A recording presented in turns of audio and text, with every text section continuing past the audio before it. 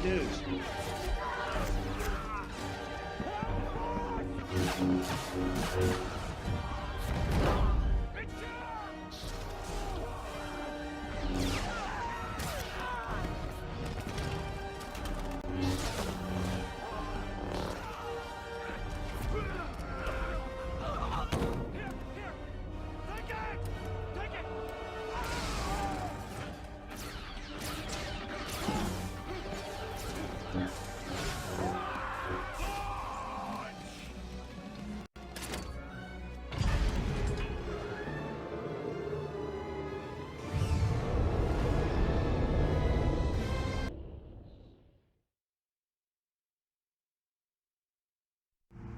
Is that actually a picture of the Antichrist crying?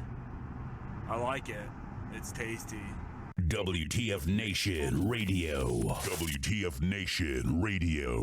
Whoa, whoa, whoa, whoa, whoa. Do you ever have one of those moments where you think, how the hell did I get here? Jeez, what happened to me? I was ruling the galaxy, had a cherry new battle station. I mean, this place had an omelet bar, a straight-up omelet bar. And now look, my former intern's tossing me down a bottomless freaking pit.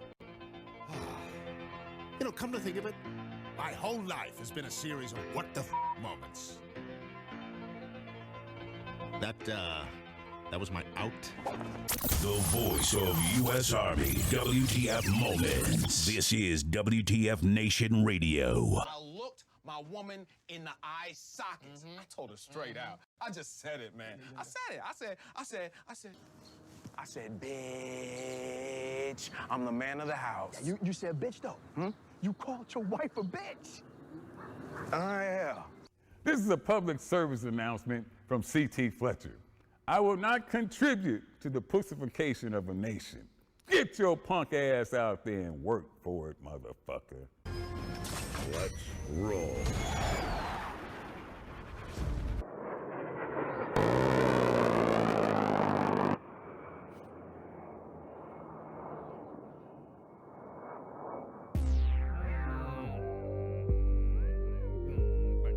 Brown cow. What's going on, WTF Nation?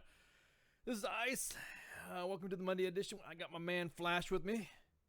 Good evening, everybody. And rocking you from the WTF Nation Functional Veteran Center of Excellence on this 4 June. 4 June. God.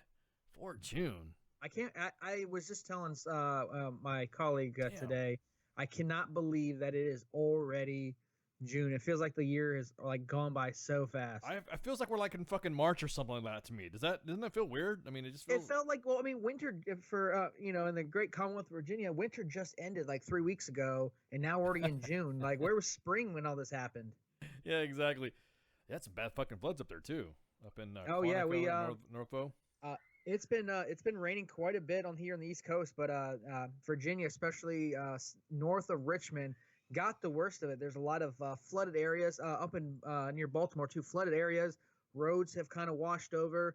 A back road that I used to go to, which is a bridge over part of the Rappahannock River, is covered over. It's pretty crazy. Like I almost didn't go to work today because my normal routes were flooded, but unfortunately, I'm responsible and knew some other ways to get to where I needed to go, which sucked. Yeah. But there you go. What's going on, guys? Casey, Courtney, all the fans in the Facebook live chats. James, I'm glad you all liked that video of the Treasy. You'll be able to see some photographic evidence later of D Treasy loving the WTF Nation. So anyways, yeah, so this 4 June, broadcasting live from the Functional Veteran Center of Excellence. God, it's the Monday edition. Man, it's fucking Monday, dude. It's just, again, I don't know. You guys must how did I get this schedule anyways? Because now I know why. Because we have so much shit to talk about, and I'm pissed off about shit. Every time I play that Darth Treasy skit from Rogue One, I get all these notifications from Facebook telling me about fake news. They hate it. Facebook hates every time we play that skit. That's why I play it. I honestly think that I'm careful. You keep messing with our overlords. They're going to cancel the stream. We're going to have to just be on Periscope or Mixer or TuneIn app or I know, go figure on those shameless plug. I know, shameless plug to what else we're going to be able to strike. thinking about jumping on. We're thinking about jumping on the MeWe shit too. Did you hear about the new MeWe? It's like the anti-Facebook that you can I've heard of that, you but can post boobs in there and shit. So I'm just yeah, that's what I heard. That's From what I tempting. heard, yeah. Well, So- hey, I know you're upset that it's Monday, but can I give you something that's gonna brighten your evening? What's that? This just came in through the wire. Oh shit. White House cancels Philadelphia Eagles visit. What? The White House announced Monday evening that the team will not be attending a scheduled celebration of its Super Bowl victory, which was planned for tomorrow, June 5th. The Philadelphia Eagles are unable to come to the White House with their full team to be celebrated tomorrow. They disagree with their president because he insists that they proudly stand for the national anthem, hand on heart, in honor of the great men and women of our military and the people of our country. A statement from President Donald Trump read, "The Eagles wanted to send a smaller delegation, but the 1,000 fans planning to attend the event deserved better. These fans will still be invited to the White House to be a part of a different type of ceremony, one that will honor our great country, pay tribute to the heroes who fight to protect it, and loudly, proudly play the national anthem. I will be there at 3 p.m. with the United States Marine Band and the United States Army Chorus to celebrate America." That just came through 3 minutes, right when you were playing the music. I heard it, and I was like, this is going to be awesome. Eagles coach Doug Peterson told reporters May 22nd that the team would visit the White House on June 5th. In the weeks leading up to the scheduled ceremony, Eagle players and staff members had conversations among themselves regarding how to handle the visit. NFL Network's Mike Garofalo reported owner Jeffrey Lurie did not want to put his players in a tough spot and eventually decided to send a smaller contingent of fewer than 10 players, one that included Super Bowl MVP Nick Foles. Garofalo added other players were going to have an optional day at the team facility. So yeah, that just happened. White House goes, you don't want to send anyone? Cool, bye. Bro, you pouring the whiskey already? Yeah, I know. You come to think of it, I've totally forgot my fucking glass. It's sitting on it's staring at me at the counter. I'm going to get it later, but Just wait for me to go on a rant. You can step away, bro. Come back. Go, oh yeah, you're right. You already say, right? Flash. I'm tired of the fucking whining. I really am. I play all the Trump shit and get everybody riled up. I can't believe we have had so much fucking whining about somebody.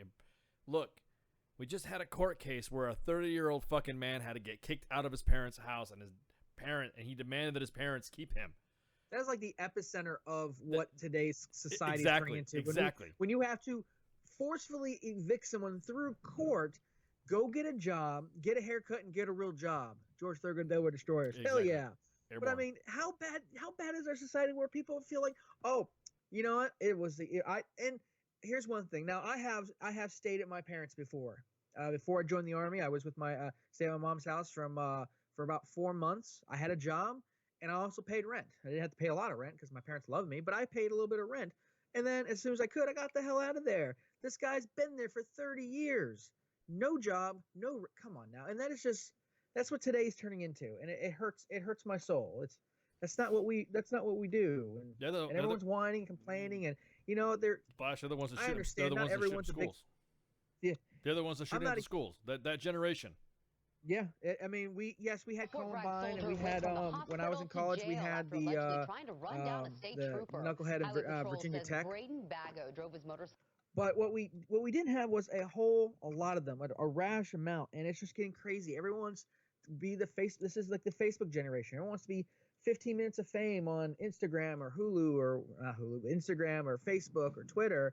That where people are either snapping and going, well, if I'm going to do this, I'm going to be the biggest. I mean, the guy who will be remain nameless, because I agree with both David Hogg and who's the kid who I like, who's the pro Second Amendment. We won't say his name, but they found a video of him saying, I'm gonna kill as many people as possible. I'm gonna get famous, and that's just where we are today. It's the point where we have to evict people out of their parents' home. The parents have to evict their own kids out of their home because they can't even get a job. Now, granted, I'm not a Trump supporter at all. I kind of stay very neutral on things, but there was people that weren't President Obama fans at all. When their team won, they still went to the White House. Exactly. They still went to work. They still did their job. They fucking adulted. That's my point. I mean, and I was always taught you respect the rank, or the position or the office. You And don't that's have to it. respect the person. Exactly. So if you don't respect President Trump, cool, I got you. Don't get me wrong, I got you. But it's still the White House. It's still a chance for you and your team to celebrate in front of the nation that you beat the Patriots. Hell yeah.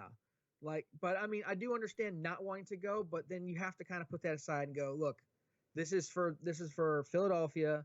This is for my team. And that's it. This is for the country. Is, hey, I'm going to be bigger. Because, I mean, there's lots of people who weren't President Obama fans that still went. Hey, you know what? I'm glad you said that. It's for Philadelphia. The team represents Philadelphia. So guess who should be going? The Philadelphia Eagles, to represent Philadelphia, should go for the Philadelphia Eagle fans that fucking supported them through their fucking shit. Yeah, dude's got an 8-year-old kid, too. Oh, you're here for the hatred, Courtney? You come to the right place. Every Feeling single... kind of saucy. We'll make it happen. Yeah, we go good. We have hate here. Oh, we have hate. Trust me. It just again, they're there for the Eagles. The Eagles, the team. You're there for the team. So that way you can say, yeah, my Eagles been in the White House, or my team. You know, you have, everyone has their own team pride. So now you're gonna say, no, my Eagles are a bunch of bitches because they didn't like who was currently in fucking office, and because they didn't agree with what the fuck ever. Now guess what? Now they're not gonna come. Now they're gonna sit there and be. I'm telling you, dude. They're all fucking temper tantrum little bitches. I'll say it. All 500 pounds apiece of those fucking linemen and those quarterbacks that makes millions of dollars more than me, that could probably squash me like a bug. Guess what? I'm more of a man than you. Because I would go, even if I didn't like Obama, I would go to the White House. Even if I didn't like Bush. Don't bring me into this. I would have fucking gone. It didn't fucking matter. It's for the fucking team. It's for the fucking fans. Now, I had an opportunity. I've been at the Pentagon several times for the 9/11 memorials, and I wasn't I liked President Obama more than I liked Joe Biden. And when President Obama came by and he was shaking hands with the families, maybe I liked him as a person, maybe not his politics, but I thought he was a good person, but I respected his office, so I took pictures. And Joe Biden, who I kind of think's a little skeevy, like Joe Biden, kind of for the longest, he's still kind of skeevy, just. Not a huge Joe Biden person, but he came by. I shook his hand. I thanked him for what he does, because regardless if I like him or not, it's still a hard ass job. It's not easy. It's not easy. I mean, dear God, it's hard enough being a squad leader, let alone being the president or vice president of the United States. But even if I didn't like him, I still took a picture with him. I still shook his hand. Yeah. And I'm still there because it wasn't about politics, or I'm meeting the vice president. I'm meeting the president. It's one of those things that you can tell your kids, yeah, I didn't like the son of a bitch, but hey, I got to meet him. You got to meet the president. Everyone dreams, that's what they say, that they get to meet the president, they get to whatever and all that. Fuck, man. I mean, if you're really upset, wouldn't you go to the White House so you can try to get maybe 2 minutes to go, Mr. President, I don't agree with this, that, and the other. Like, if I had an opportunity where it wasn't totally inappropriate, I'm like glad you mentioned that. Or if I was in uniform and I had a chance to go, President Trump, look here, can I 2 minutes? Let me just tell you what's on my mind. Your foreign politics, besides the tariffs, I think you're weirdly bumbling through, but you're being pretty successful. So good job. Your social stuff and domestic stuff, it's lacking. We need to do better. Yep. I want you to do better. I can write up ideas. I can do it. But if you really feel that something's wrong, you have a clear shot to go and talk to him, or yell, "Fuck you!" I mean, you have all the options there for you. Why give it away to be a spoiled brat? Flash, check this out, man. Just check it out. Kim Kardashian had bigger balls than the Philadelphia Eagles to talk about prison reform. Okay. Well, her husband. I mean, him and President Trump and her Kanye. husband are like BFFs now. Well, yeah, exactly. Well, think about that though. Kim Kardashian had bigger balls to go talk to President Trump about prison reform, and I'm glad you brought that. That was a good point. You have a straight shot to talk to the President of the United States about an issue that you feel was right. You know what? Because I don't really think the president has ever heard from the players' point of view just yet on this subject. They've heard from the owners and union and the media. But I don't. Yeah, really- they hear the players through the media. Oh, I don't like this. yeah, But exactly. here's a chance to Exactly. change his mind. Exactly. He's changed his mind on several things. Here's a chance for you to at least get 30 seconds as you're shaking his hand, going, Mr. President, I don't really like this X, Y, and Z.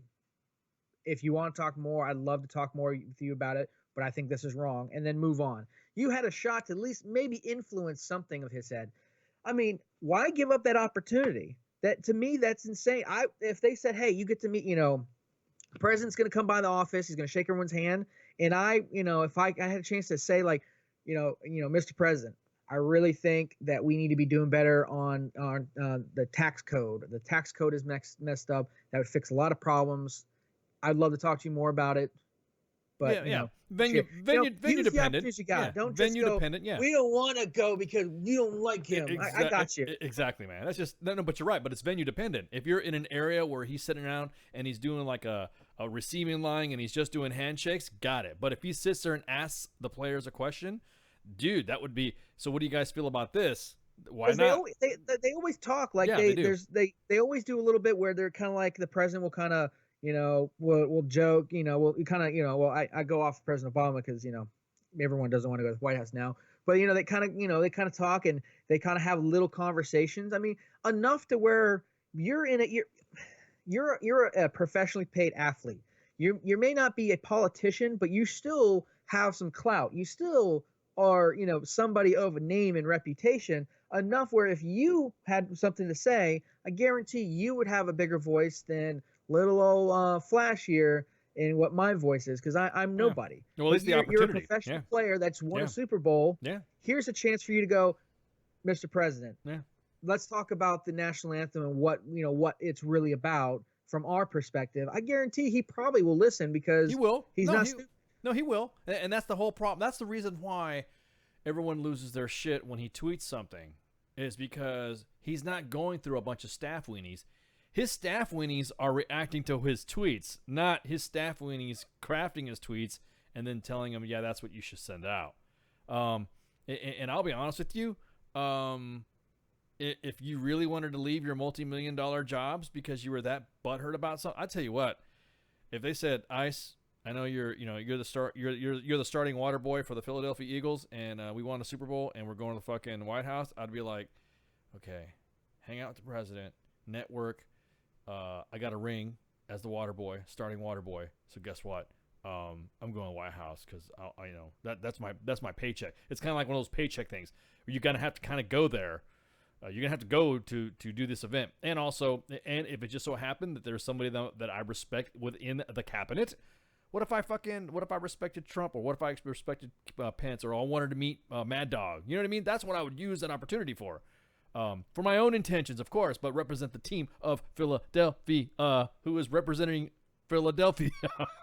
I'm surprised that Philadelphia fans aren't pissed off with their team about acting like a little bitch, because they promote themselves even though they have that quote city of brotherly love. They're fucking robots get mugged in fucking Philadelphia. So if you really wanted to fucking get stupid about it, I would suggest that you just stop being a bitch and go represent your fucking city and go represent your fans and go. Because again, Kim Kardashian has bigger balls than you to talk about prison reform. I'm sorry, man. That's just the way I see it. Nobody knew Kim Kardashian was going over there. And, of course, the memes were out saying that this Kim was practice for the next Kim. But I didn't think that was pretty funny. I won't lie. Yeah, that was pretty funny. However, she was like, you know what? Fuck, I want to talk to the president. She fucking was bugging the fuck out of him to talk to the president. And the president even said, what the fuck does she want? She wants to talk about prison reform. All right, well, fucking let her in. That's how he is. He is not the type of person that, see, that's what I'm saying. His staff are like overprotected fucking staff members in a multi-star command. That's why I have a Monday, dude. That's on a fucking Monday. Had an encounter with some individuals that felt like I, as the person that I am, needed to be filtered through individuals to speak to someone. And I'm like, no. He rates me. So guess what? Walk by, grab a cup of coffee and sit down. What's up, boss? And that's it. I don't need to see anybody. There is no filter. I don't have to fucking be stopped or whatever. So going back to what we're talking about, I mean, we're probably gonna go backwards on our script, but fuck it. His tweets. God damn his tweets. I don't know. Did you see the one today? The one that has everybody. Well, I won't say everyone. All the media outlets, especially MSNBC. Unfortunately, I carpool, and when I carpool, I don't. You don't get to change the channel. So I was watching some stuff on YouTube, and I kept hearing stuff. Guy was listening to just MSNBC, like XM political news or whatnot. They are losing their ever God-loving minds. That about this Russian lawyer for adoption at the no, fucking the fact Trump that Tower the president thing? the president came out on a tweet and said, "I can pardon myself." According to yeah. all these legal scholars, I can pardon myself. I don't need to because I haven't done anything wrong. Yeah, I saw that too. Everyone is freaking out about that. They this is a monumental shift in the executive powers of the president. I was like, he just said he could pardon himself. I said, I think everyone has. I'm pretty sure every president has looked that up at least once in their their terms. Of course. I won't lie. I'd be like, hey, so how much shit can I get away with? It's just like you having the internet for the first time and finally fucking looking up what a blue waffle is. Yeah. You fucking want it. You're curious, right? Because you've heard about it so long. You finally got the interwebs, and guess what? Oh, wow. That's disgusting. So the same thing. I mean, think about it. There has been no president. Have there a precedent of a president doing this? Because what people are failing to see is that a lot of the stuff is within the executive branch. Who's the boss of the executive branch? Fuck. It's him. What blows me away is that nobody's really seen the historical context of everything in the past that has happened with presidents when it comes to try. Look, we're going on fucking, we're about what, 2 years or some shit? When was this fucking Russian thing supposed to be happening? Finish it up. Jesus Christ, finish it up. I've said it once, and I'll definitely say it again. If there really was, I mean, and one thing that the MSNBC folks did bring up that that I got was that we haven't heard anything from the team that's investigating. They've been very tight-lipped on everything. What we've been getting is you've got facts, fake news, whatever from the left, and you got facts, fake news on the right. Everyone's coming up with their own assumptions of what the Mueller team is doing. But the Mueller team hasn't said anything. Now, my thing is, and I think I've said this before, I think there would have been more. We would have seen more fallout by now if there really was something. Oh, if there was something, fuck yeah, there was. I mean, it's not like they were investigating something that was 8 years ago. Hey, let me see. Exactly. This was in 2016, maybe late 2015, 2016. This whole thing was happening. Yeah, exactly. It's all right there. This is the age of social media. Exactly. Everything is hackable, findable, printable, and deletable. I mean, I did that for Hillary Clinton right there. Well, there you go. See, no, that's a good point. I'm glad you brought that up. You don't see Trump and Trump Enterprises deleting or smashing computers. His shit's wide open. I'm sure a couple people. I think, and I still think that a couple people probably were putting their nose in the wrong spot when they were offered, hey, I got some dirt on guy in a van with candy, hey, I've got some stuff on Hillary Clinton. You can come in the van. I bring vodka too. Exactly. I'm sure there's one or two guys that's going to get knocked around for that. And rightly so, if you're messing around with folks you're not supposed to, according to campaign rules and all that stuff. No, but that's rules normal. are rules. Rules are rules. No, but think about it though. That's legit. Think about this. If you are a strategist for a party, and I'm a strategist for another party, and we're both in the weeds, we're both doing it, because now politics now is just nothing but fucking mudslinging lies, and then once they get to fucking office, then they talk about morals. That's what blows me away. So they get to the fucking, so they're going back and forth on each other. What party, what candidate wouldn't want dirt on the other fucking candidate that's running against you so that way you could beat him in an election? All of them are like this. Especially the stuff they were offering about Hillary Clinton. Yeah. They were offering hey, here's all the uranium deal stuff. We got it. Yeah. Here's all the stuff in Benghazi. We got it. Oh yeah, we got some saved emails. Don't worry about it. We got some shit. Oh, and then he shows up and they're like, "Where's the shit?" Then he was talking about something else.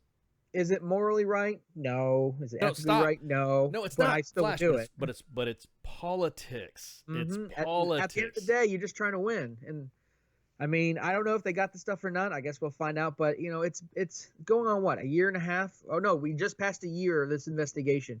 Dear God, it took less time for everything else that had to come together. I just and I don't buy the whole, oh, this is wasting the taxpayers' money because I think it was CNN came out with an article going, hey, all the times that the president's gone to Mar-a-Lago to play golf and brought Secret Service, Secret Security, that it's been just the same amount as the investigation. Correct. And I was correct. like, well, I said, and it's, I said, I got that. I said, it's, I understand, using the wasting money card is not good. So, the president goes and does that. I got you, but still, it's a year. Well, wait a minute, Flash. You gotta give us something about it. No, but wait a minute, Flash. Me and you are government employees. We're wasting taxpayer money doing this show right now. Hell yeah. We should be training, sleeping, or eating. Exactly. So it's the same thing, and that's what I mean about the FBI. They are GS employees. So guess what? It's their fucking job. There is no waste of taxpayer money when it's within the realm of their job to do it. If they're not doing this investigation, they're going to be on another investigation. This isn't like working for exactly. like Booz Allen or something like that. Exactly. Where you just you bounce. Oh well, I'm on a contract right now. I'm going to wait 2 weeks and then they'll put me on another contract. They're like, hey, fucker, here's your next assignment. Go find the Golden State Killer. Oh wait, done. I don't buy the taxpayer thing. I just, look, after everything, my thing is enough with the upsell. Give me some information.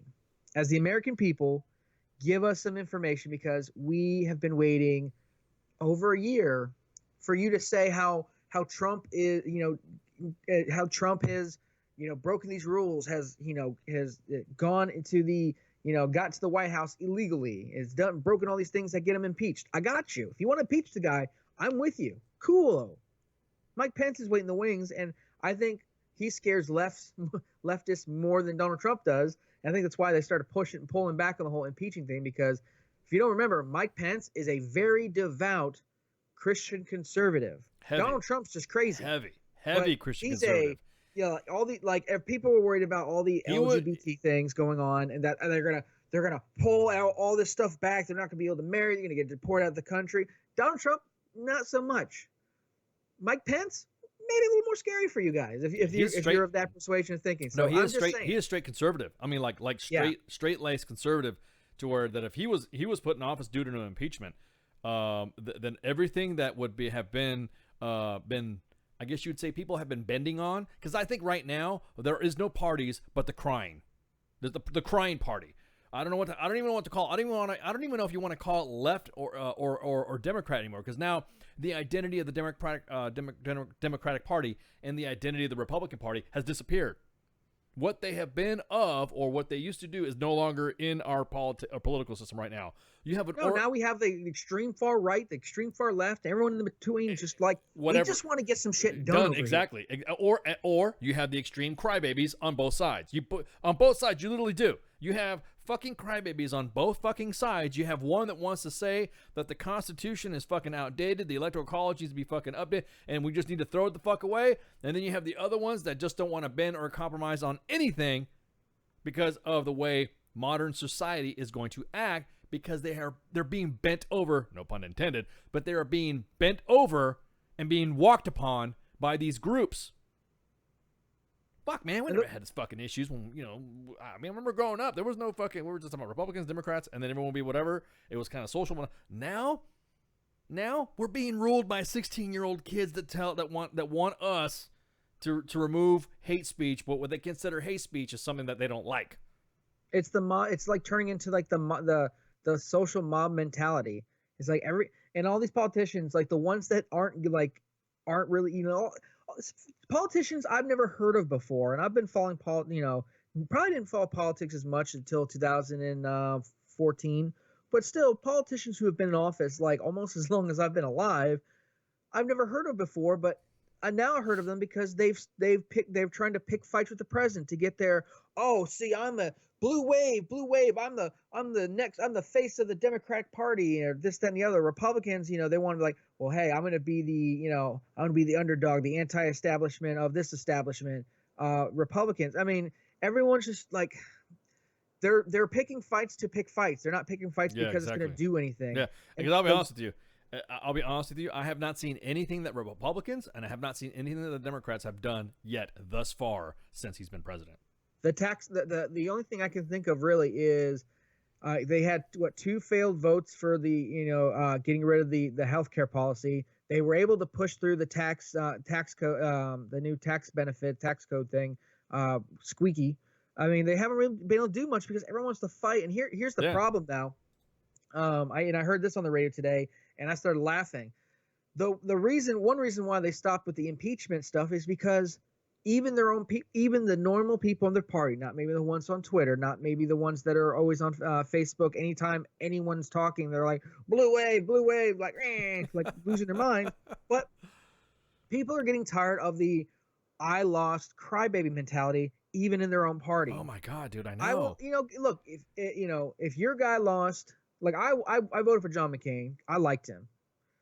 When he lost, I was like, that sucks. Okay. 4 years, here we go. Not it baffles me. But the problem is that they've been doing this for so long that's all they're being known for is being crybabies. And that's why that's why the left wants to remove the Electoral College and our whole election process is because San Francisco, Seattle, Los Angeles, New York, Miami. Yeah, they want to run the country is what they want to do. And Alexandria and Fairfax County, Virginia will rule the vote. But the problem is the old heads who've been complaining and whining and crying and all this other stuff. Resist, rah, resist. He's going to destroy everything. He's the devil. He's horrible. And not my president. Well, now you got these Democrats actually. There's a lot of primaries going on. I know Virginia's got a primary coming up in the middle of June. I think there's 3 states that have primaries coming up. I think later this week. So there's a lot of changeover, and there's a lot of up-and-comer Democrats that are fighting for these positions. And even worse, because the Democrat, and there's one reason why Nancy Pelosi told everyone stop saying we're going to impeach him. We're really not. She actually came out a couple weeks ago and said we need to get off that whole platform of impeachment. We need to let Mr. Mueller do his job, but we need to get off that platform of impeachment because it was giving everyone a negative look. So you have all these Democrats, they're fighting against each other. And what happens if you don't have concise Democratic nominations and stuff? It's what happened with the Republican Party that gave us Donald Trump is we had too many hands in the pot. So we had all this spread the wealth. So that means if you spread the wealth when you get into the general election, what's going to happen? Well, if you split who the Democrats going to vote for, and the Republican side usually has their base plus whoever else they pick up, they're going to win because you can't split 2 and expect to beat the one solid candidate. So they have all this infighting going on that's hurting them. They're actually worried about losing counties in California, places that Hillary Clinton won. They're worried about it. But there's other places that they're trying to take House seats that they're actually they know they need to pick up a lot in order to sway the House, in order to imbalance everything. So it could be like the last 4 years of President Obama, where there was all gridlock because the House wouldn't approve anything and the Senate wouldn't approve anything and this, that, and the other. They're trying to do that again so they don't have another tax bill slip through. But they're all the infighting, all the crybabying, because the Republicans, they shut up. They're like, okay, we'll just ride this through. Maybe he'll only do 4 years and we'll move on from this. But the Democrats won't. And it's really starting to hurt them. Feinstein's also going up against a white nationalist because they're popping up everywhere, which is a weird thing that's happening. Like there's something like 8 white nationalists that are going for big government positions. And you blame it on whatever you want. But still, people who have usually been unopposed or really being opposed by people within their own power, within their own party. It's getting crazy out there, and the problem is that they're only now seeing it, and primaries are coming. People will usually make up their minds, weeks before these things. Not the final debate before a vote. They're like, fuck it, I've already made 90% of people make up their mind. And you notice the media plays on the citizenry by not announcing when these votes or primaries or debates of these candidates are happening. So that way, like you just said, all of a sudden it props up that you realize that there's these primaries going on, and you're thinking, there's a primary? What the fuck happened? There's several states that I have friends that they were talking about that. They were talking about that at work, and I was busy fucking nugging out some stuff and knocking out some work and shit. And I'm hearing in the background guys complaining about having to do fucking absentee ballots and shit for where they're from, because all of a sudden they didn't know that this primary was fucking going on, because exactly that the media is suppressing the citizenry so that way it gets controlled to their specific vote. Because what they don't, here's what they say. They always want to say, we want to get you to go out and vote. We want you to go out and get the vote. But they're scared as shit of the vote swaying now because they thought their member was going to be a shoo-in, and now they're worried. I'll be honest with you, man. When we talked about term limits, holy shit. I'm trying to get an assignment with Jose to go to hang out with the congressional pharmacists to see what type of medication they're taking. Not to find out who is taking it, but I just want some metrics. I want some numbers. So that way, in the event we have any... It's robots keeping these guys alive as long as they've been in office. Some of these people have been in office longer than I've been alive, and that's not even an understatement. No, you're right. Plenty You're right. Like that. You're right. And they're automatons. They're like, well, I mean, look at John McCain. I mean, the man has like, dear God, has to be wheeled in on life support the last couple of weeks, and I hope he gets better and everything. It's all jokes aside, but I mean, he's got to be wheeled in because he's been in office forever. I mean, Feinstein's been in office forever. For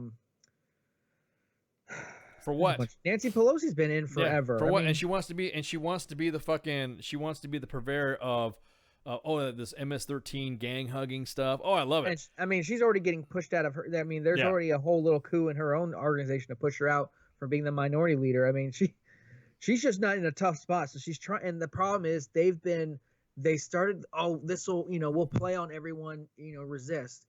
And the problem is it's separating them again. And that's not what they want, because the Republicans, are at least trying to stay, hey, let's just get one person in line instead of keep throwing it around. It's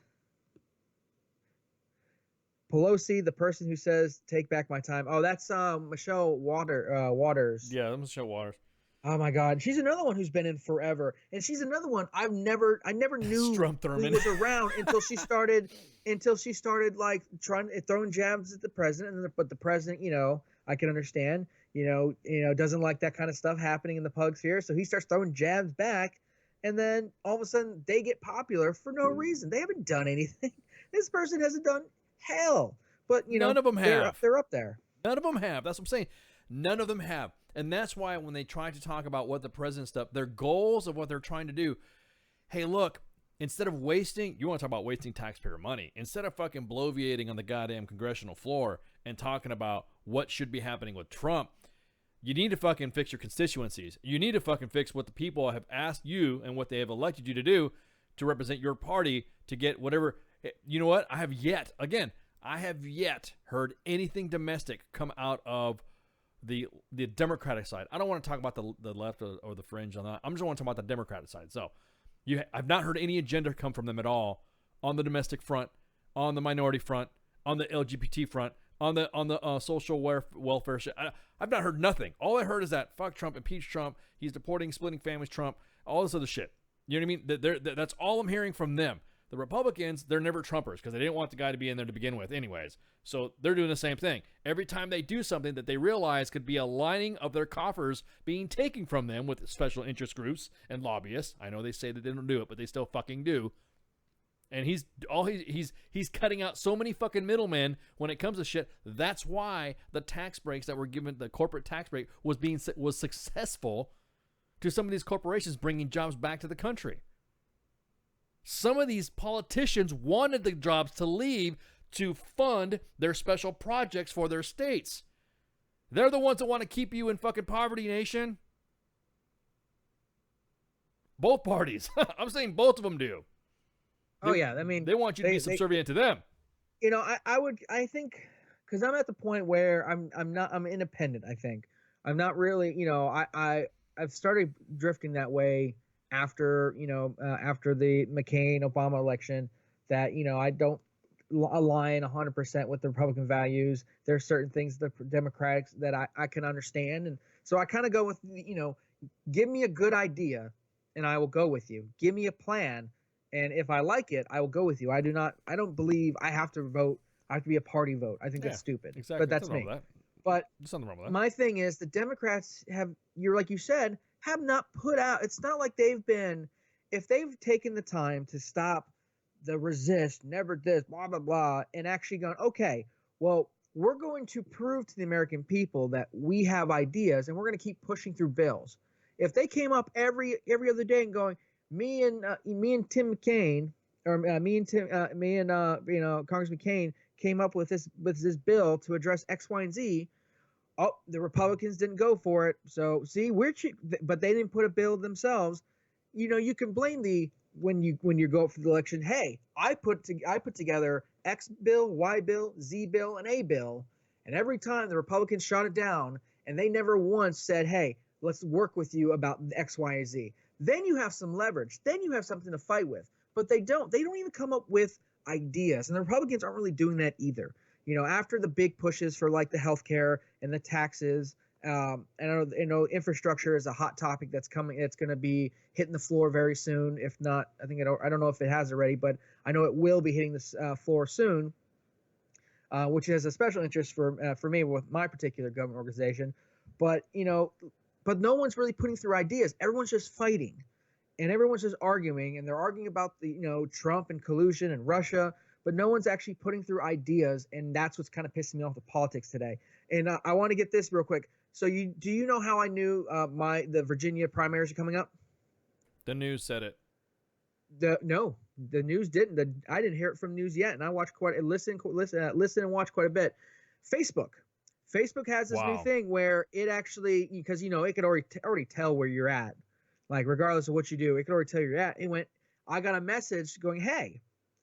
Would you like to, almost like register stuff in your location? And then it gave me a list of who my congressmen are, specifically for my location, or my congressmen, my House of Representative folks for where I live, the governor, all of them. Because I've been trolling, trolling Tim Kaine every time he comes up with some idiotic, Second Amendment thing. Yeah, I'm right there with you because every time I see you pop it up on there, I dogpile too. And they even put it on there. So if you mess when I say screw you, Tim Kaine, what are you talking about? It'll actually show a little icon that lets them know that this person is one of your constituents. This isn't a Californian going rock on, Tim Kaine. This is you could tell it's a Virginian, and it works for all of them. The governor can tell, my district's House Representative guy can look, and he keeps saying, Flash going, you're an idiot or you're awesome, because I throw those out. They could tell that's actually my constituent, which helps them actually maybe list. I like to think that they did that so they can go, oh, okay, let me listen to that guy. These fuckers don't know what they're talking about because they're not here. But there's nothing wrong with that, though. There's nothing wrong with that at all. It's weird that Facebook was doing that. I think they're trying to be like, I think they've gotten their hands smacked a little bit because they've been playing politics for the last how many years, and now that they're kind of bringing their feet to the fire of what they've been doing and stuff like that with their whole, we're sorry campaign. That my mom was like, why is Facebook doing commercials? And I said, well, Mom, let me tell you. Let me tell you about the I'm sorry campaign that Facebook's on. But I think they're actually trying to do politics hopefully without the bias. And I think that's great because now I know exactly who I write my congressionals to. I knew Tim Kaine was my congressman, and I knew who the governor was because I voted. I actually didn't vote for either one of those two. I voted for the other knucklehead who didn't get anything. But still, at least I knew who to vote for, and it was good because they're like, hey, are you registered to vote? If not, here's a link. And I was able to register to vote. So come primary time, I'm actually going to vote my first primary. I've never voted in a primary before, but I'm actually voting for it because I've already picked the party. I get to vote vote in the primaries and whatnot, which will be kind of cool. But it's Facebook doing that. The media, they don't put this information. They'll let you know, hey, primaries are coming up, but they'll tell you the states, but not when. So you either have to be in the know or you don't know. And if you don't look, because all of us are busy. I understand that. All of us are busy. But if you don't look, you're not gonna be able to be changed. So you can sit there and go, resist, or, oh, I hate this blue wave. I didn't want this coming to my. Well, hey, if you didn't do the legwork. Exactly. Now, I just, like you were saying, though, it didn't realize, like, I didn't know that there were primaries in states that were having primaries until I heard my coworkers talking about it. And then I heard then I heard it on the news that there was a primary today. I can't remember which one I was hearing because I'm like you. I'm in a communal area that the channels flip. So you'll have the one guy that will watch nothing but Fox News. You'll have another guy that watches nothing but CNBC. we always have that, you always have that somebody in the office that's involved in Wu-Tang Investments and has every single fucking stock fucking portfolio guy up there, even though he's supposed to be at work. So I'm hearing it, and that's when I heard about the Virginia freaking primary, as a matter of fact. And I'm thinking, there's fucking primaries going on? I didn't fucking know that. That's why I came to the conclusion. The media, within a quick slip, they want the constituency not to know when these primaries are to keep these fuckers in power.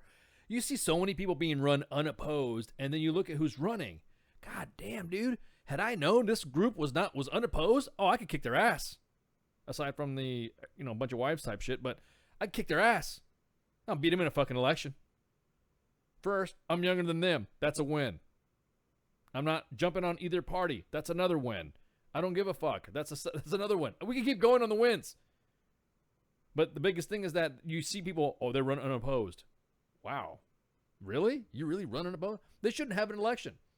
Like your term should end. You should not be an incumbent. You should be voted back in. It's kind of like the CSO when you're a sergeant major.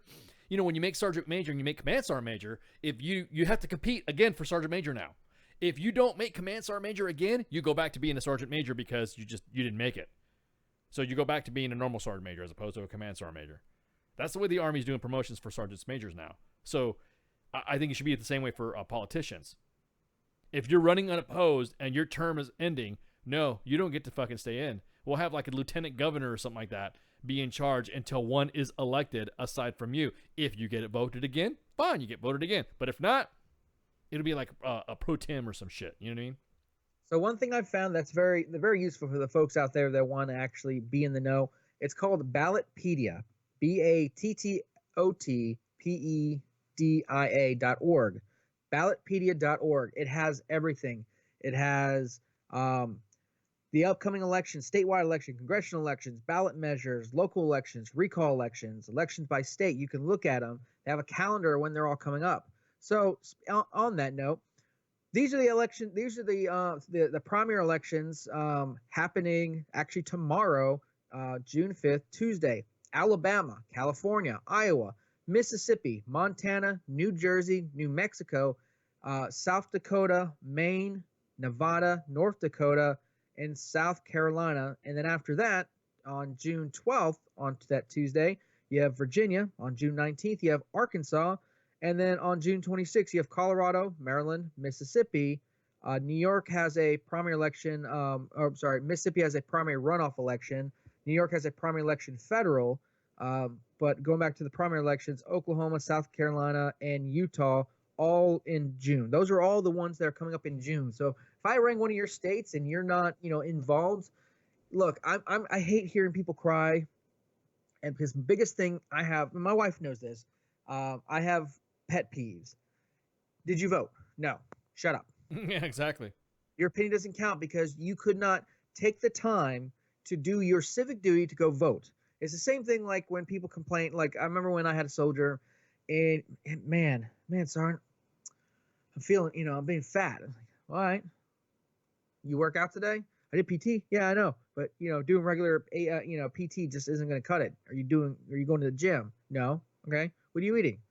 I go to the DFAC and I just get like hot dog. Okay, cool. Shut up because you're actually not doing anything about it. I don't care. Now, if you want to do something about it, you can complain. So the people that, yes, if you vote and you complain, I got you. I understand. Your side didn't win. But if you couldn't take the time to get off your fat ass to walk down to whatever election to stand in whatever fucking line you usually do to stand at Starbucks to get coffee, the same probably amount of time, because these election things have gotten really quick for the most part, unless you get into these crappy areas that you're waiting for like a day to get in, which, hey, strive on, do what you got to do. But if you can't even do that, then I want to hear you complain if your guy isn't the one who won. Hillary Clinton lost for two reasons. She lost because she did not play the electoral college game. That is the game. The popular vote is a case there's a tie or something, then they go by the popular vote. That's in the Constitution. That's just how it's written. Yeah, that's the game. They don't, in baseball, they score runs. They don't go, oh, but if you get more steals, you win. Oh, but we have more steals. We should. No, they don't do that. It's more runs. That's the game. They do that. Well, they do that stupid shit for soccer though, with penalty kicks.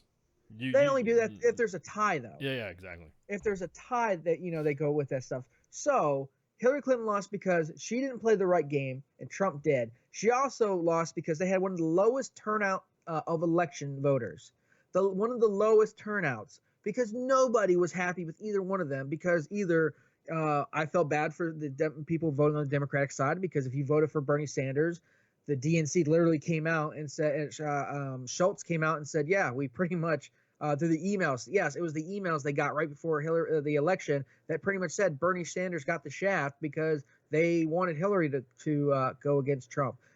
Bernie Sanders got the I mean, don't get me wrong, I don't like Bernie Sanders particularly, but still, he got the shaft. He didn't get a fair shake, and that kind of turned voters off. And then it's Hillary Clinton. Dear God, how bad would it have been if I didn't want Jeb Bush because I didn't want the Clintons and the Bushes to go at it again. What is this crap? Yeah. Like, get new blood in there. But that's what it was. It was the Clintons are back, and they won't leave us alone. They're like that STD that just will not go away. No matter what, it's the Clinton crabs that will not go away. Crabs. And people did not want to vote, and I don't blame them. But you have to vote, because if you are one of the people that resist, you do not like Donald Trump, and you do not vote, you do not have an opinion, you need to go stand in the corner and let the adults talk that took the time to actually vote, and then they can bitch about how they didn't vote for Trump. Don't forget the Bush bugs. We're STDs too. MSNBC, when I was listening to them, actually they actually gave Bush a compliment. They're like, yes, his policies, because one of the things was they were talking how Trump was like, they put out a press release like, this investigation needs to stop. It's it's a national security issue. Like, they brought up all these reasons. And then they brought up the reasons that Donald Trump is a bit too busy to be dealing with this. And they were hammering the fact that he said he's too busy. Like, oh, you're too busy to go do this, that, and the other. Then they're like, you know what? President Bush, and I was like, oh, shit, here we go. They're like, he was doing a lot. He said he had a lot of policies. He put through a lot of stuff that was polarizing, maybe, and definitely wasn't popular all the time. But he had 2 wars going on, and he still had time to sit down with a 30-minute interview with, I forget the reporter's name, and I apologize if you're, God forbid, you're ever listening. The reporter's name, sat down for 30 minutes, and President Bush gave her an interview because he was not too busy to talk to the people, even though the man was extremely busy. Granted, we mess with, former President Bush. He wasn't maybe the sharpest knife, but he was always doing something. There was none of this, I'm going to sit back and golf like the last 2 presidents have been doing. It was I'm going to go work, maybe not doing the popular stuff, but still he was doing something. And they even gave him the compliment that he was never too busy to talk to anyone, to do an interview. No matter what was going on, he would still talk to the people. And that was the compliment the MSNBC folks on the radio gave to former President Bush. And I was like, I thought we hit a car and I was in heaven and I was just like hallucinating or something. I don't know. It was weird. Yeah, thanks, man. I love you too, Flash. No, dude. I'm just right now at this point. No one. If there was any member of any party that could be replacing Trump right now, I wouldn't vote for any of them, because not right now, none of them have shown me any type of fucking maturity or any agenda that would make me sway my opinion to vote again. They're either hiding because they're like, let me keep my head down and let's get over this Trump hump for the next 4 years, and then we'll go from there. Or they're getting out like Crowdy. Damn, what's his first name? He's been mouthing off to the president, which has been kind of awesome. But he's getting out. I mean, Speaker Paul Ryan, who was people thought was being groomed to be a presidential candidate, but was held back for the last election because they realized there's way too many cooks in the kitchen, and there was, and it's he also has primary votes, and that's what happened. But he also has a lot of drama going on with being the Gang of 12 and fucking up the immigration reform too. Yeah, I mean, he's got his own things, but at the time he was being groomed. They were like, we're grooming him. We're gonna make him Speaker of the House, kind of like we did with Clinton with making her Secretary of State. Adding onto the resume stuff that he can kind of campaign on. Then Trump happened, and then his spine just ran away, and it's followed him. You either get ran over by the Trump train, or you're like you're putting your head in the sand and just like hoping You know, the hurricane bypasses you. The Democrats, while they think that they're going to oh, this is going to empower us, they're bickering like two kids trying to get a candy bar, and they're just going to rip the candy bar in half and screw it. I mean, it's the political situation out here is a mess. Anyone who says otherwise is like he's losing their mind. Exactly. No, you're right. And they're arguing, they're bickering over each other, and I'm still waiting for, because look, you know, like everyone laughed at me for saying, you know, Gary Johnson didn't know what fucking Aleppo was, but I guarantee it was and what we're seeing right now is a different version of Gary Johnson in office. Aloof. You know what I mean? Trump's aloof when it comes to shit like that. He is that, he's that grandpa that you're like, shut up, dude. Just stop fucking, just stop. Like, he feels like he has to fill dead space or silence with small talk, and he doesn't do it right. You know what I mean? He just doesn't do it right. The president was talking after he had the meeting with the North Korean number 2 guy, and it came on. I was like, oh crap, I want to watch this, and it was cool because I got to see the announcement that said, hey, the deal's back on. We're going to be meeting in Singapore, and I was like, man, that's awesome. I'm glad I was able to watch that live. And I just kept watching, and I watched him that he couldn't just walk away. He couldn't just let people ask questions. He knew he was done. Like, he kept repeating his talking point over and over and over and over again. They even messed with him because at the beginning he said that it was a very nice letter, and then they kept asking what was in the letter. He goes, oh, I haven't read it yet. I'm like, well, shit. If you would have just walked away, you wouldn't have walked into that, that foxhole. Good job. But he can't just just walk away. And he started talking about like a wide range of things, and then repeating himself like he does. I don't know why he doesn't have he needs a PAO who's just gonna like sir, drop, kick him out the screen. All right, everybody, if you have any more questions, feel free to send to my office. Handler. Yeah, like a handler. He has to have a real handler. Yeah, he's like a real publicist handler that is walking with him, saying, there's specific questions, sir, that this is what you need to be asking. You're probably going to get asked about fucking Stormy Daniels. You're probably going to get asked about fucking Paul Manafort. You're probably going to get asked about the collusion. You're probably going to get asked about Comey and then Mueller. These are the 5 answers that you need to say. Blam, blam, blam, blam, blam. And then once you've got that, don't say anything at all. Or exactly that. Hey, or we will talk about. We could talk about that at a different time. This is about North Korea. After North Korea, after he had redid that talking point over and over again, he should have just walked out. He should have had some of the shock collar on his ass going, walk away, walk away, like an earpiece or something, somebody controlling the handlebars or something, because he should have just walked away after North Korea. That was what that message was about. And it went on for another 15 to 20 minutes of him walking away and walking back to talk more, walking away. Like, dude, you would be so much better if you could just be concise. This is what I want to talk about. We had a good talk. We're on. It's going to be a bumpy road. That's probably going to take several meetings for us to, to get things where we want to be. But this is the first step, and I think this is a great first step. All right, everyone. Peace out. And walked away and been done. But he falls into the trap, and these reporters know. They're not stupid, but they know. We just keep throwing questions at him. Throw questions. He's not President Obama who could just walk away and go, I got this. Not worry about that. Or Bush going, hey, what do you say? Yeah, Trump, exactly. He walks right back to it. Nuclear. Oh, fuck. He just fucking Nuclear. Oh, shit. Grab Bush. No, George. No, George. Exactly. Well, check this. The Trump, terrorist we brought to justice. You throw a crumb or something, he turns right around. Oh, like he's got to get the last word in. The chicken didn't wait for him. He will run for the crumb. Yeah, exactly. He's getting the last word in. So we're gonna take a break right quick. We're still talking more treasy. We'll be talking about stolen valor in the Leo world, which when I'm gonna tell you guys is gonna be fucking hilarious. And then we'll be back. So shots. WTF Nation Radio. WTF Nation Radio. Take it from me, Ice. You can't just float around space not caring about stuff forever. The voice of U.S. Army. WTF Moments. This is WTF Nation Radio. Shit in the bag, Paul.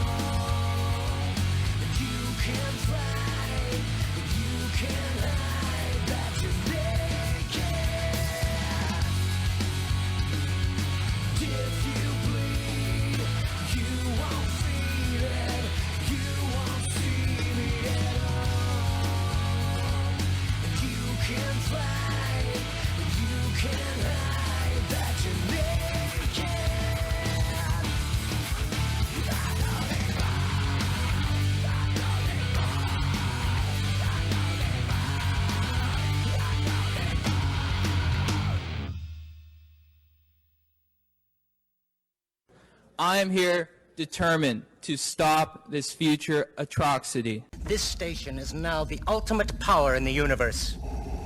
I suggest we use it. The voice of U.S. Army, WTF Moments. This is WTF Nation Radio. I find your lack of faith disturbing. Good evening, boys and girls. This is Tim Kennedy. I'm a Special Forces sniper, a Ranger-qualified Green Beret, a UFC fighter. Please listen to us and the shenanigans that we're going to say. We will insult you. There will be racial slurs. We will be sexist. We will offend you. But there will be magic, and a unicorn will be raped. So enjoy the show. Thank you for listening on WTF Nation Radio. And we're back, part 2 with the Monday edition with Ice and Flash. This 4th of June, 2018, broadcasting live from the Functional Veterans Center of Excellence. Oh, loaded.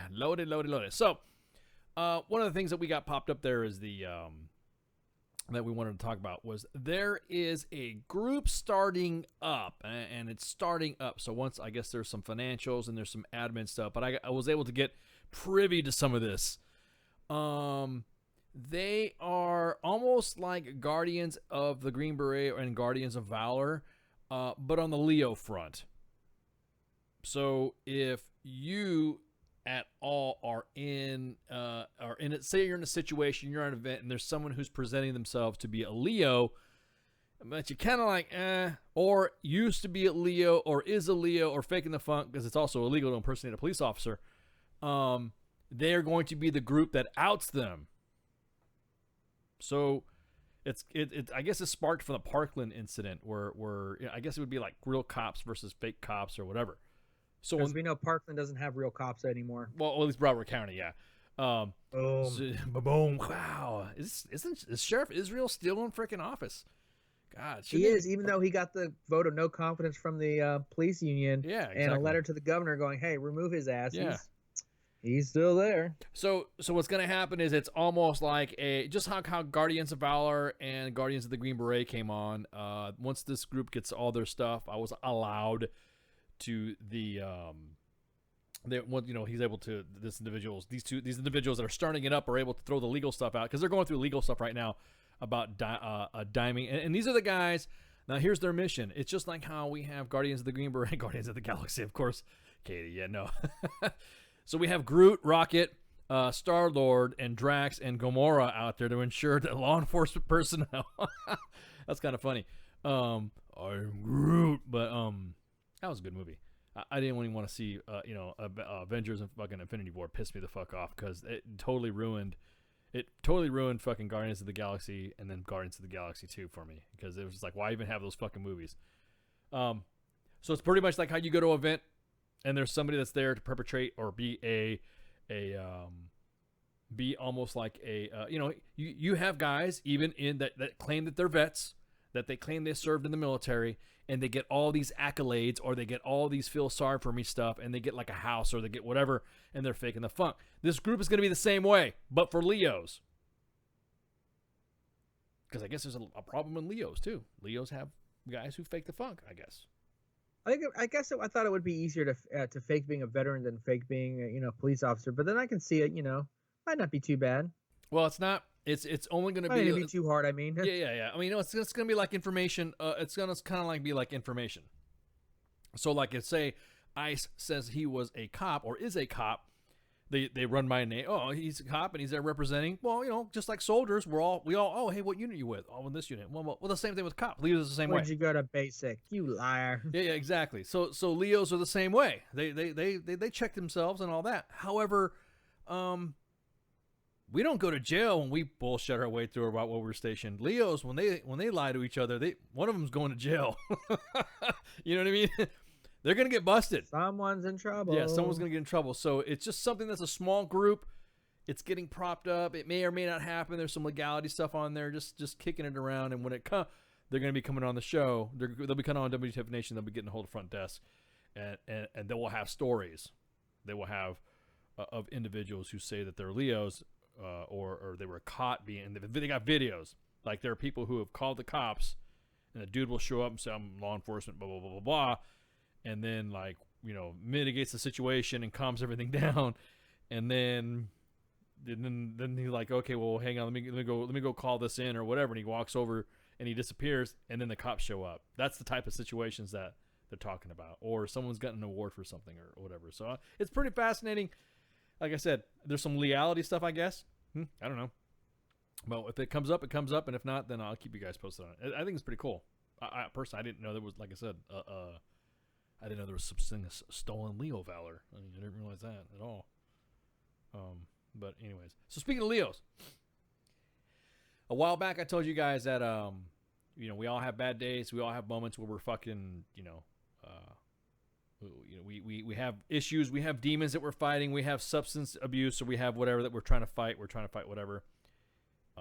You have a bad day, but the moment you raise your weapon to a police officer, your status is not considered cool anymore. You're not gonna be felt sorry for when you raise a weapon at a cop. Or you don't get cool points for ending up 6 feet in the ground because you got shot. Sorry. There's not gonna be anybody. Well, oh, he was just fighting his demons. No, motherfucker, he was attacking a police officer, and the police officer was fighting for his fucking life. And if you were a true battle buddy, you would have pulled that vet off of the cop instead of saying he didn't do nothing. He's got issues. You know what I mean? Fuck that. Fort Bragg, North Carolina. There was a soldier who was shot by a trooper during a confrontation. He was trying to North Carolina State Trooper shot a motorcyclist who ran into him. So Trooper BP Daniel tried to stop a motorcyclist for speeding. The motorcyclist who was on the highway, he saw, okay, he was fucking Joe, whatever, didn't stop. So he chased the motorcycle down, down the fucking road. Into a dead-end road. Guys obviously didn't know anything about North Carolina because he's probably, not stationed there or he was probably not from there. He was probably stationed there, but not from there. Oh, he was stationed there, all right. Yeah, Braden Bago, 19, of Fort Bragg, part of the 82nd Airborne. Correct, but he wasn't living, in other words, there's a lot of people that are in Fort Bragg that are not, I've been stationed at places.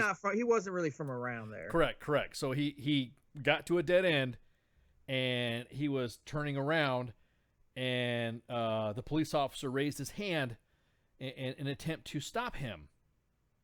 So the guy, Bago, decides to fucking drive his motorcycle into the cop. But before this happened, the cop saw this was happening and shot the soldier, a couple times. Right before getting hit by the motorcycle himself. Exactly. So it was a bang, bang, bang. And then bang, bang, slam type thing, because the motorcycle was pretty fucking heavy. So of course, then he was taken to the fucking hospital with non-life-threatening injuries. However, he was charged with assault with a deadly weapon with intent to kill, causing physical injury to law enforcement officers, and a felony flee to elude arrest. Well, he's 19. He can kiss his life goodbye. It's awesome. He's now going to be spending an extended stay at one of these great locations in North Carolina for maybe 10 to 15 years. There goes his add a dishonorable discharge on top of that. You're kind of at 19. Way to ruin your whole life right there. Hey, but you're trying to be cool, right? You want to be cool. Yeah, everyone wants to be badass. I see all these videos of people on motorcycles. Every time a cop comes by, they zip off. Except if you don't know where you're going, then they're gonna get you. If he would have just turned around and just been done with it, he would have got like evading arrest, and and probably could have got probably not as much jail time or maybe probation. He could have. No, he would have gotten a ticket. He would have gotten a ticket. He probably would have gotten a ticket. He probably would have gotten a ticket, and that could have been the end of it. But because he thought, I can beat this. I could beat this guy. I'm gonna run right by him or hit him or whatever. And well, hey, I don't blame the cop whatsoever. Both are. The cop was taken to the hospital for minor injuries and has been released. And as you said, Bago was taken to the medical center and now was been released and is in Pitt County Detention Center. That's waiting his arraignment and trial. And so again, everybody who talks about, well, he was just having a moment or he just got back from a deployment, whatever, no excuse. I don't feel sorry for you. Once you raise a weapon or level on a police officer, that's it. I got friends that are in law enforcement. Game over, man. Yeah, exactly. Game over, man. I mean, I say that jokingly, but I'm like, seriously, this kid's 19 and just ruined his life because he thought he thought outside himself. Now, like we have to do better at battle buddies. If you know, we don't know what's wrong with this kid. I mean, he's 19. I'm sure he hasn't gone on deployment yet, but you know, you got to watch out for people. If you think people might be, you know, your battle buddies, your friends might be doing something they ain't supposed to, they might do something they ain't supposed to. It's your responsibility as the closest person, as a battle buddy, to you know, correct the situation or to identify the situation. Don't just he's just Johnny being Johnny, he'll be fine.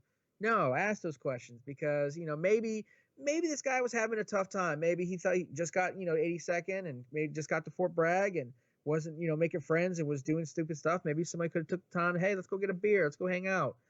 We don't know, but you know, lesson learned to everyone else. You gotta watch your battle buddies, because you know, maybe somebody paying a little extra attention to this guy, he could have kept him from, you know, doing something crazy and then ruining his life because he decided to, you know, to try to hurt a cop, because that don't fly. That dog don't hunt.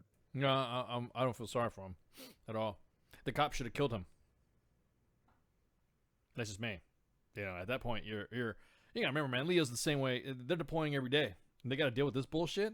And also, he didn't know he was a fucking Joe. Fuck it. Yeah, it's not like it says like, don't shoot me, I'm a soldier. Hell no. Somebody's gonna try to hit me with their motorcycle, which is like a giant bullet in itself. I mean, I would have shot too. That's not even a question, because it's always going to be, I'm going to protect me over anyone else. Yeah, exactly. If I go, exactly. You know, I'm the head of my fam. Hell no, it's life over your life. Don't play that. Exactly, and don't play. Because I will win. Yeah, I'll fight you. I don't think a police officer could give two shits less when he's out in the field and he's out doing his job, that he's going to be like, oh, maybe this soldier is having some issues, or maybe no. Open season, son. You're riding a motorcycle and you're coming at me. Yeah, that's probably what made him wreck. You know what I mean? Like it was probably him. You know, well, obviously he got hit by the bike too. So it's just fucked up. Fuck him. Fuck that kid. He deserves everything he gets. I hope he gets the fullest extent of assaulting a Leo and all those charges that he's got on him. Because bullshit, straight up. So, anyways, I just wanted to throw that out real quick about the stolen valor happening on the Leo front, and then jumping on the Leos, because so now everyone's talking about, what am I talking about? The WTF Nation being loved by D. Treasy. So a couple years back, we were kind of trolling. WTF Nation Radio was kind of trolling the elections, right? Everyone was talking shit. And a specific slide went up that was talking about insider threats. D. Treasy snatched it up. And I want to go ahead and post it right here in front so you guys can all check it out. That is a legit tweet. I was like, that's bullshit. You know, holy shit, it is. I guess me not having Twitter, I would know that was, you know, whatever. Everything looks like a screenshot to me anyway, so. So Army training slide has lists Hillary Clinton as inside threat. That was submitted to the main page back in the day, and D. Treasy picked it up. So suck it. I do think it's funny that D. Treasy has a U.S. Army WTF Moments fucking product. It is shit. You know what I mean? I think it's hilarious. I don't know. Does that make us more legitimate? You know what I mean? That we're being. Do you think he'd call us fake news? I don't think he would, but I do think that's badass. I think he would hold us better than he would hold CNN at this point. Oh yeah, exactly. Well, I think anybody can. Oh shit, man! More breaking news. Fuck. Well, you popped it in here, man. You want to grab that one? Holy shit. Yeah, the special counsel's office has accused Paul Manafort of attempting to shape potential witnesses' testimony and has asked to send him to jail as he awaits his trial, according to a filing in D.C. District Court on Monday night.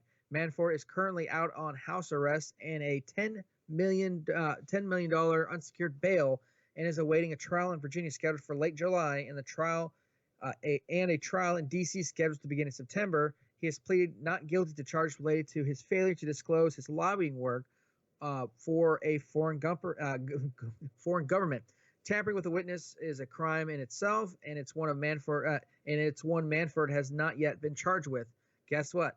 Manafort's lawyer did not immediately respond to CNN's request for comment Monday night, while never naming the people who were allegedly contacted by Manafort.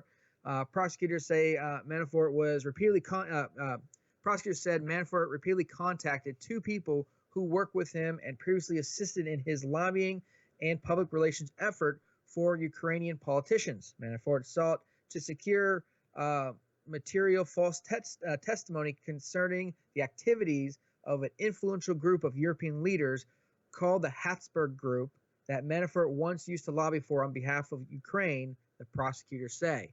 Holy crap, that literally just broke not even a minute ago. I literally just sent it to Dice. Well, I'm just saying the Clintons, what was Casey said, the Clintons are clearly not involved. No, they're probably saying that Manafort's probably asking to go to jail so that way he's protected, so that way he doesn't get schwacked by somebody. Well, he's not testifying against Hillary Clinton, so he doesn't worry about like an accidental death. Yeah, but I know, or accidental suicide. You know how things work when any time it has to do with, I don't know, man. This is just getting kind of crazy. Manafort, I don't know. Is doing business dealings make you a foreign agent when you're doing business dealings? Like when you buy something off of eBay and you bought it from somebody in Australia, that's a foreign dealing, right? So does that make you? Technically, it is. Yeah, that's what I'm saying.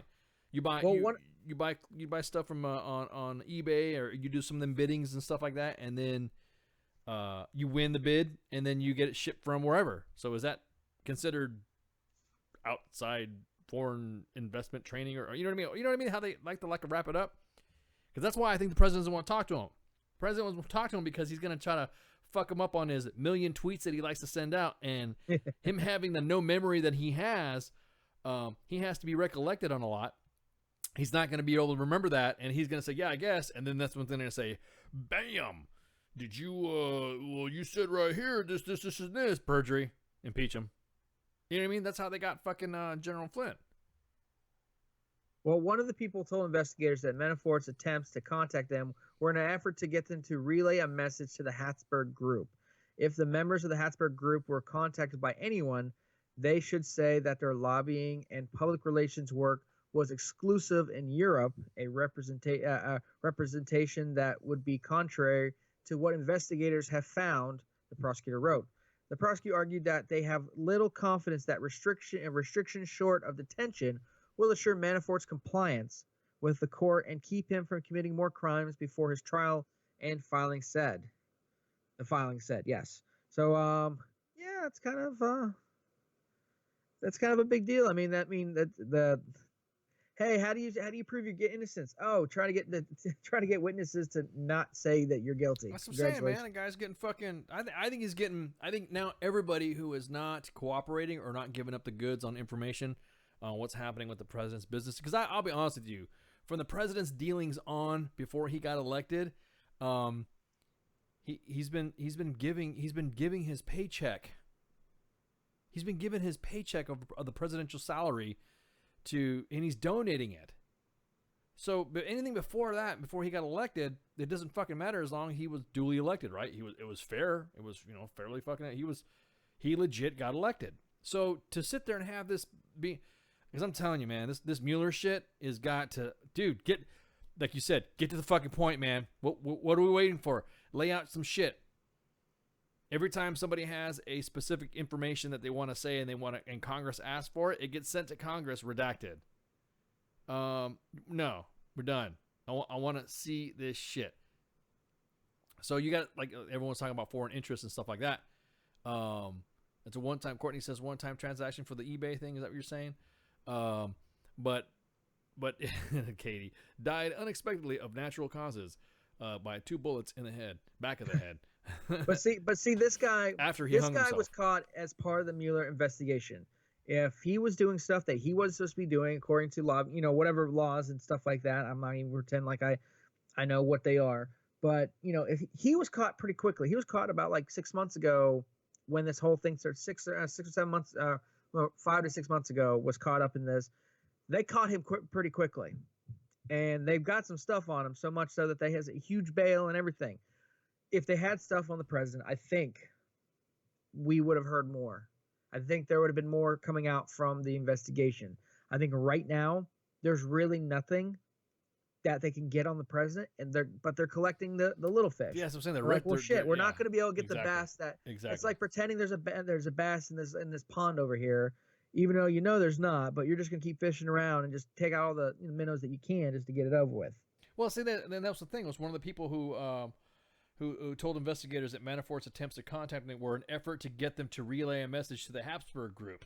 If the members of the Habsburg group were contacted by anybody, then that should say the lobbying and public relations work was exclusively in Europe, a representation that would be contrary to what investigators have found. So, I mean, why make it worse for you? Yeah, exactly. So, not to mention the fact that he got fucking elected. Stop, or he was going to win.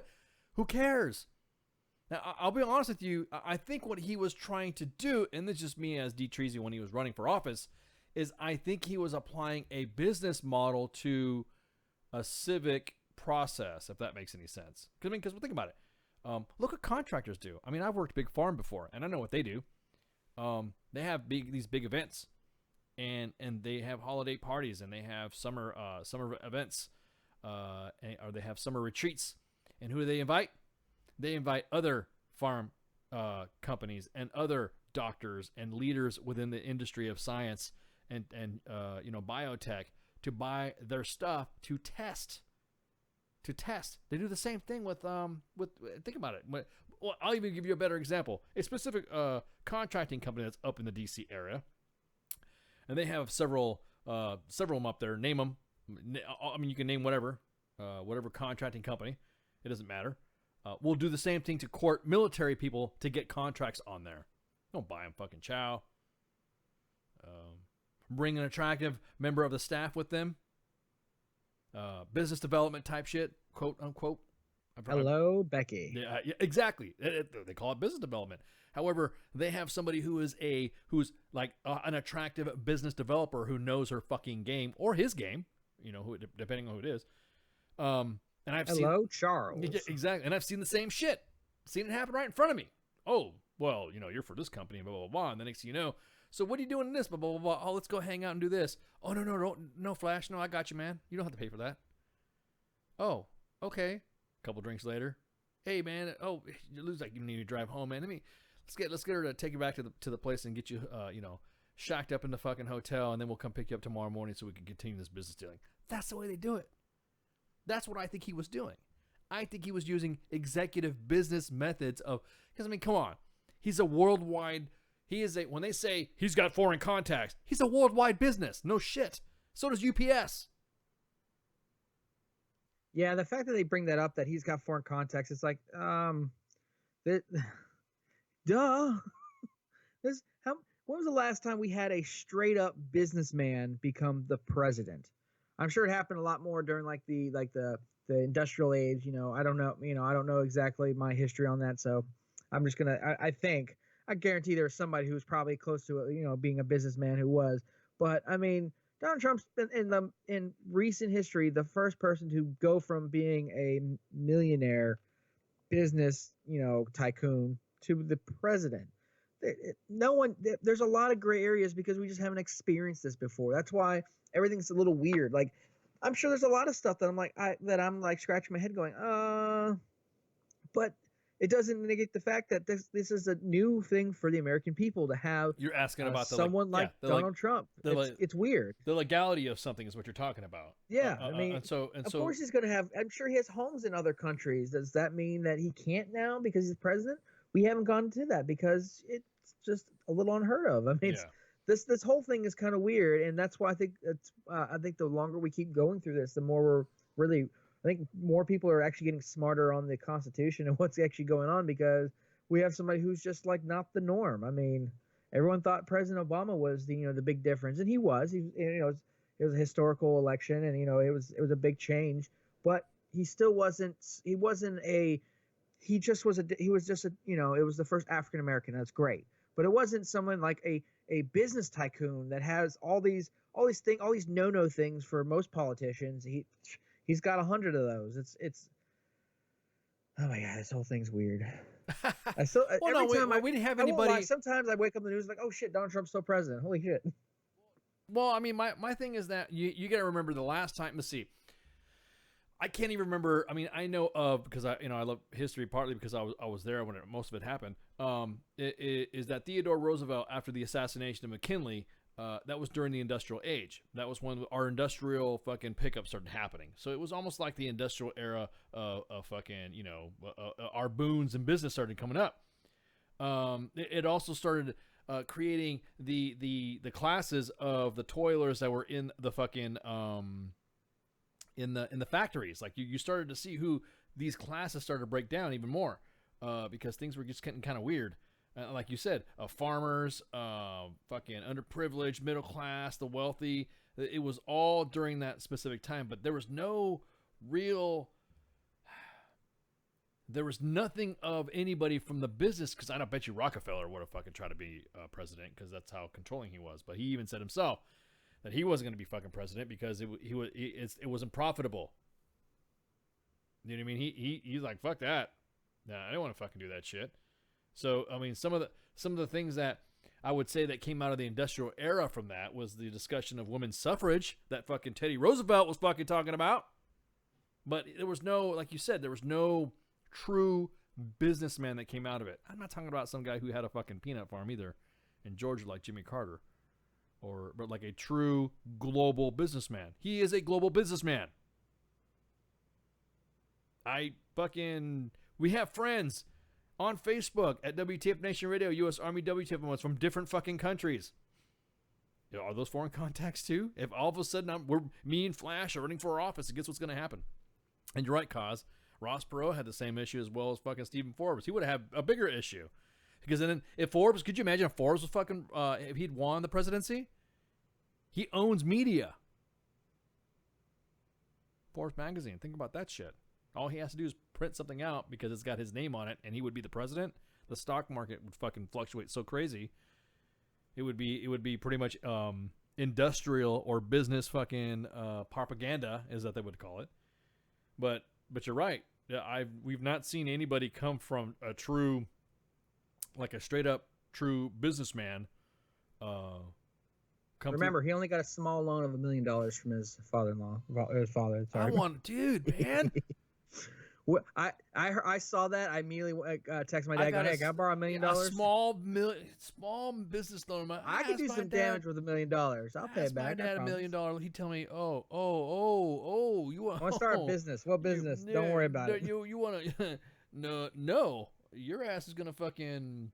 So really, when it came to the actual businesses, there was only like a small few. I had to go back into my mental archives and blow the dust off my fucking scrolls. But there's not too many people. I mean, you had fucking Harding, you had Herbert Hoover, you had Truman, and then you had fucking Jimmy. Everyone's like talking about Jimmy Carter again. So those are the ones.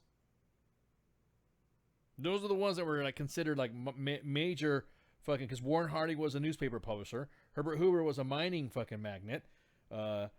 Harry fucking Truman was a fucking mining and oil investor, and then the Bush family they were all oil involved and shit. Look at my dad. He's into oil.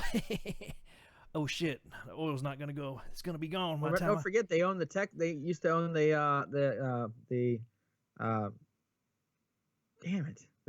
Texas Rangers. There we go. Yeah, Texas exactly. Yeah. There's something I owned. I'm a businessman. Terrors. Lori, I even said, well, what about Bill Gates for president? Oh, God. No way, dude. No way.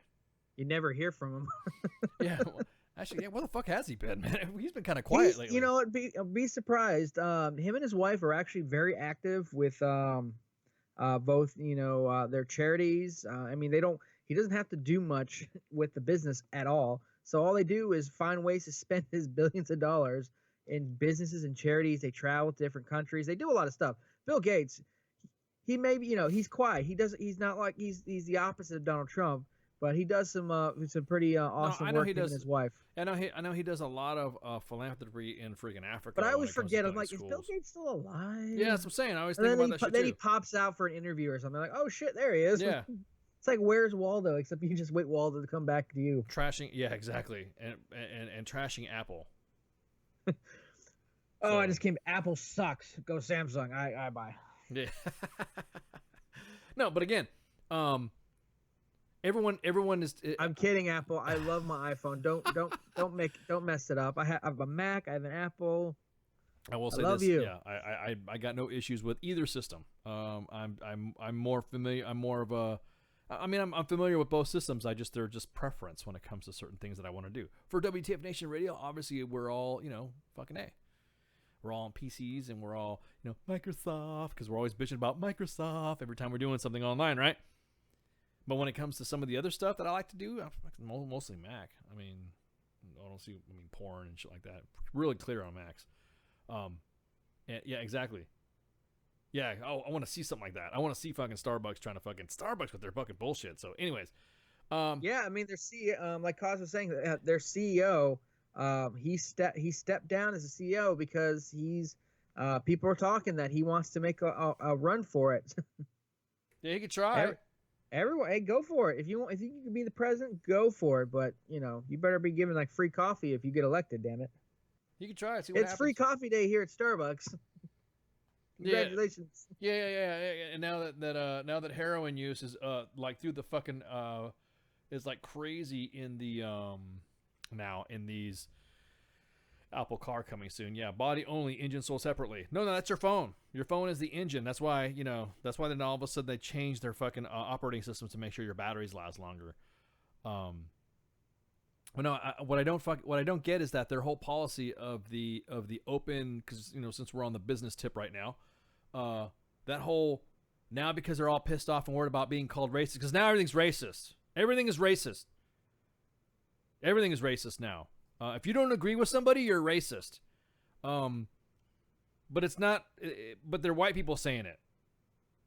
That they're saying that you're racist. Apple. Damn whitey. Yeah. So if you say something is fucking bad or whatever, and I don't know the specifics, all I know is watching the body cam and hearing some of the witness testimonies of what happened to that Starbucks when those two black dudes were inside waiting for somebody to come up. I have done this. I have gone to a Starbucks to meet somebody, to do an interview, go get some poon or something like that, and meet at a Starbucks or whatever, and that's it. I don't get no fucking coffee from there. We had this coffee conversation before. There's nothing strong enough in Starbucks, repertoire to make me fucking wired for coffee there. See, for me, I have to, after having so much shitty army coffee, that I have to have my frou-frou drink, which is that's your soothing. That's your therapy. My grande or venti white chocolate mocha with a little sprinkle of cinnamon on top, because you know what? Because when I go back into the field or deploy again, and I have to have crappy coffee, I'm gonna remember. Oh, don't get me wrong about the white chocolate mocha. But yeah, I mean, it kind of sucked. I mean, I've done that. I had an interview with somebody before my current job when I was testing the job market, and we met at a Starbucks, and I didn't get anything to drink, and I sat down and we talked. And yeah, exactly. I mean, I didn't use the bathroom. It's kind of shit to have cops come up and go, "Hey, you need to leave." Yeah. Well, for sitting there. So it's the manager that should have gotten fragged. So in order to say Starbucks doing that, it became a whole fucking system of now it's all Starbucks. So now Starbucks has said, "Hey, now you can just use the bathroom. Anything else?" So now homeless people are squatting. Well, it's a big problem here in DC. Like, you can't go into any restaurant or not restaurant, any place, whether it's a fast foodie type like Mesa's or Chipotle or Starbucks, or without having a lock on the door. I had to go into one place because I was giving my sister and her soon-to-be husband a tour around, a short tour around DC, and I let them go because they go to their cars to get to the airport, and I had to go to the metro stop to go to leave, and I knew there was no like actual bathrooms. I had to stop into this place. And I went, man, and I had to go buy like a little sandwich because I was a little hungry too, so it worked out. But I had to go, and then I was like, "And can I get the code of the bathroom?" The guy like whispers in my ear just in case somebody else hears what the code is. I'm like, exactly. So I mean, I understand. I mean, I think it's the manager. I don't know if the manager got fired, but he should have. It's BS. I mean, regardless of what and if you there's two black guys in here.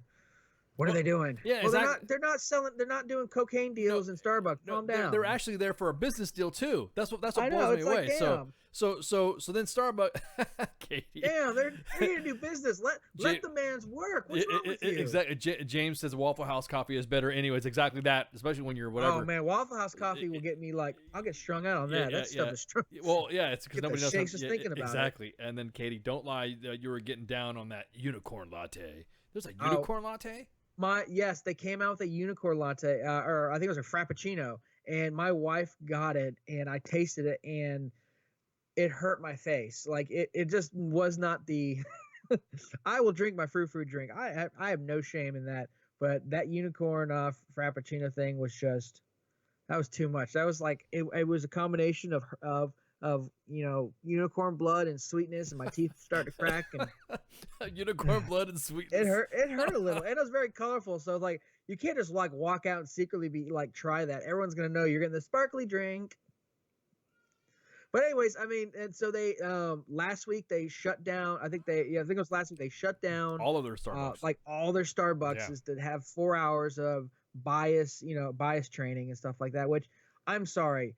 4 hours is not, I got you. I commend the working, like, hey, we're going to do something. We're going to shut down. We're going to take the money loss from all these Starbuckses because they're still paying these people to train. And we're going to take 4 hours to train on not being racist, biased bastards. Got that. 4 hours I don't think is enough time. Maybe you do this like once a quarter or something, but that might be a little too much for them as a business to handle. But I'd like to think it's a step in the right direction. But the guys are pretty cool. The ones who got kicked out of the Starbucks, they did a deal with the city, so they're getting money from the city. But then Starbucks actually settled with them for $1. No, I'm sorry. I think they're getting money from Starbucks. So they did a deal with the city. They're getting $1 from the city, but the city in return is also going to set up a grant or a scholarship or some kind of fund for African American entrepreneurs. So I'm like, hey, that's awesome. Not just a big, oh man, I got into this horrible situation. I'm going to take it for all the money I can get. I actually like to think these guys like really actually care, not just care about themselves. They, hey, put together this fund for Black entrepreneurs, help them out.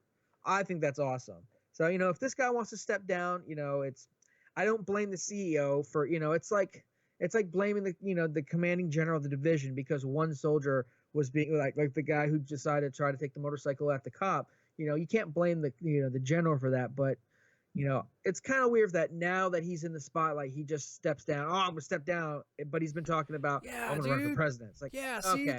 don't see that's the other thing man, too. You were doing good. Like don't pander. I felt a little more prouder to less embarrassed to drink at Starbucks and drink my white chocolate mochas. There's no need, but there was no need to pander though throughout this whole fucking event though. There was no.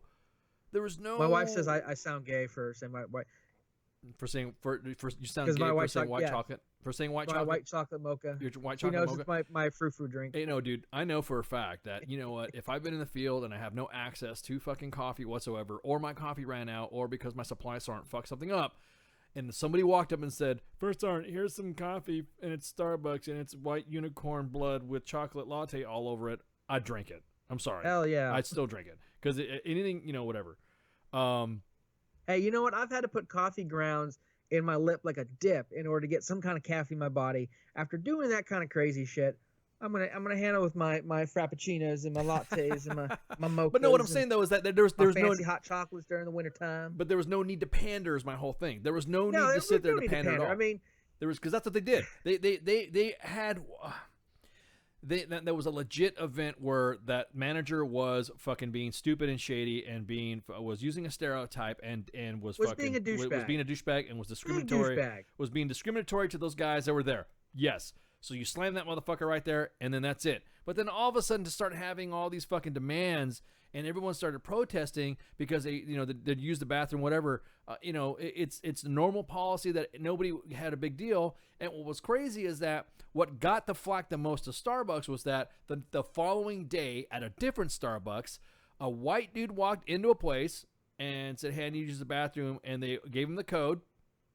And then the guy walked out, and there was something, and it was just so coincidentally that a black guy had walked up to video how they said, "This is how racist Starbucks is," and he's like, "Hey, can I get to go to the bathroom?" They go, "No, you're gonna buy anything?" The first thing they asked him, a white guy comes out of the fuck bath. I don't know if it was staged or not, and then they said, "Hey, man, what's your name? Huh? What's your name? Why? Are you doing like some Joe on the street stuff?" He's like, "No, I just want to know, did you buy anything?" He's like, "No, I came in, I had to take a piss." And that's like straight up right there. So then all of a sudden, I saw that. I did see that video, and to me, it didn't feel staged. I mean, granted, anyone can be an actor these days. But, yeah, exactly. It's the guy, the general surprise. It seemed like a real video, which kind of pissed me off because then and you know what? That's why I said 4 hours just isn't enough, for bias training, because I guess Starbucks said there was no actual rule that you couldn't just walk in and sit down, but they made it so there's no more, there's no more gray area, which I understand. Oh no, now it's open. Now it's a squatting area. Now, yeah, I mean, go for it, but you do set yourself up for that, exactly for, that. There's another Occupy Democrat, exactly, Occupy Seattle or something. Exactly, because look, what happened is that. Now in certain Starbucks, and there was an expose about this in I think it was a Washington Post or New York Times, whatever. Surprisingly, I'm gonna go sit in my Starbucks for like 6 hours if it's anything. and no shit, they were showing guys using hypodermic needles in a fucking Starbucks bathroom on the baby changing table. Because now Starbucks will let anybody use their bathroom. So now all the fucking hypes walk in there and then do their deal, and that's it. So they've opened up a can of worms to squatters. So now, if there's a homeless dude sitting inside the fucking Starbucks, can't kick him out. You can't kick him out. Now, then begs another question: if a homeless guy is in there and it's fucking cold as balls out there, and he's in there to stay warm to survive, are you going to throw him out? That's like you just said. It opens up a can of worms. It really does. It was a good sentiment. It was a good idea. But without anyone actually thinking it through, because like you said, it's no one ever thinks about, and I have to, every time I talk to my colleagues back in my office, I have to remember that I can't always speak military lingo, but I can on this show, which works out. But you have to think about those second and third order effects. What happened? Okay, so you think that this is going to keep people from not being racist bastards, and these two black guys have been sitting here for like 10 minutes. They weren't even there really that long. It's not like they were there for 3 hours of chilling there. They weren't even there that long, but oh man, they're sitting here for 10 minutes. Got to kick them out. Yeah, you got to kick them out. Exactly. So again, it's cool. It's like, okay, cool. You're going to keep people like that from having a reason to go, oh, I don't like that skin color. Oh, I don't like, oh, you're a Bible study group. I'm an atheist. Get out. That's you have to get out. You didn't buy anything. Yeah, I mean, I understand that you keep people from doing that. Exactly. But then you also open it for for people that actually do cocaine. Oh shit, I can just walk into Starbucks. Hey man, walk out. They walk out or smoke a joint. You know what I mean? Or nearby, and they walk in and then just sit there and trip. You can buy anything, right? I mean, if anything else, you have anybody to support you to buy the munchies for you because you'll be there eating the fucking place up. But no, I just thought that was a little over the top to all of a sudden pander to fucking everybody, and then because everyone was calling, because nowadays you can't say shit or defend yourself without saying, like I said, and it's white people doing it. They're the ones that are labeling other white people racist for whatever. Like I said, it didn't happen that way. I mean, I didn't know what happened in that specific Starbucks, but from what everyone was saying, from what the guys were saying, and what the witness accounts were saying, and because then the video of them getting arrested were from white and black saying, "Why are you arresting these guys?" They were just sitting there talking. One of them was quiet, and there was no. It was almost like the cop, and then that's when the manager, which they haven't shown the manager yet, what this manager looks like. They wanted. I don't even know if they said it was a boy, a woman, or a man, a male or female manager, or whatever gender that they decided to throw out. Because nowadays you're offended if you fucking say that.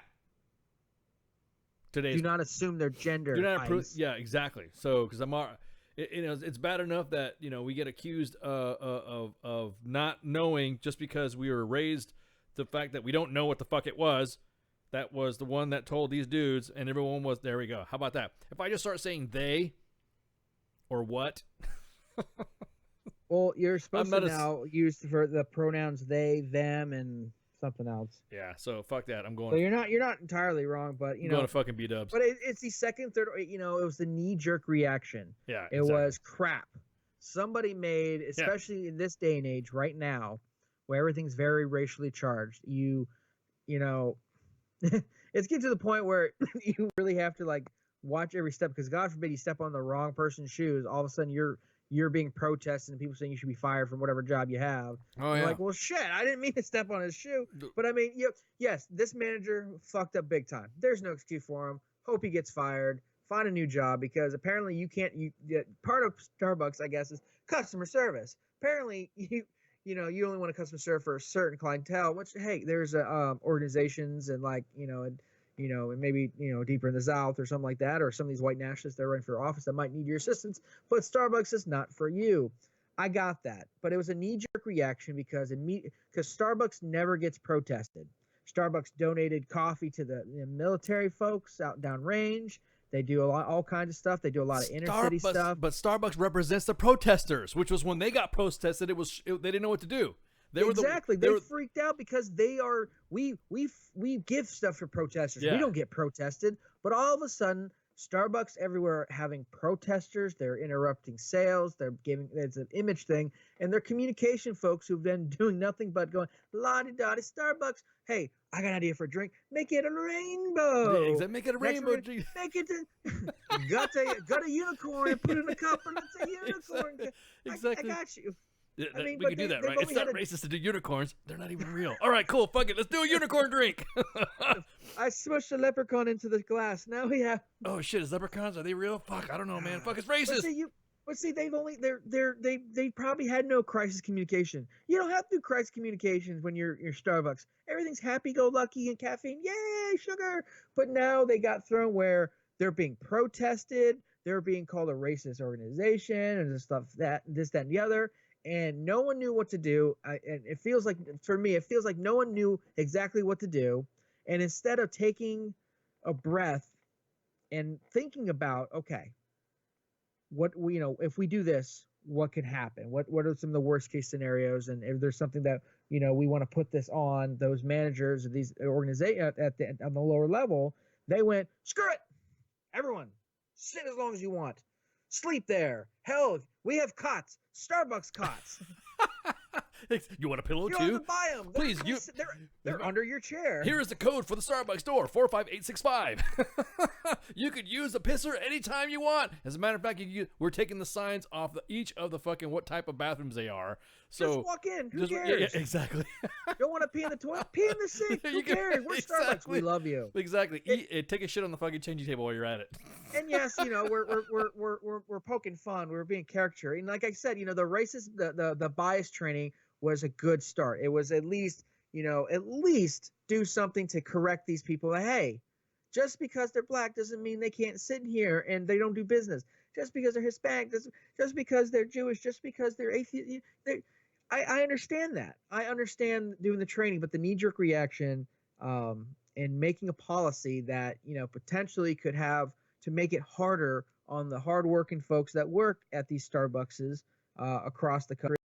It's kind of like you just didn't think about what could happen, because then what happens if you have this homeless person that it's closing time, but they don't want to leave. Yeah. And now you have no policy says I can't kick them out, but does the policy say that you can kick them out at closing time, or how? Well, it pisses me off too about a lot of places now what they're doing, what business are doing.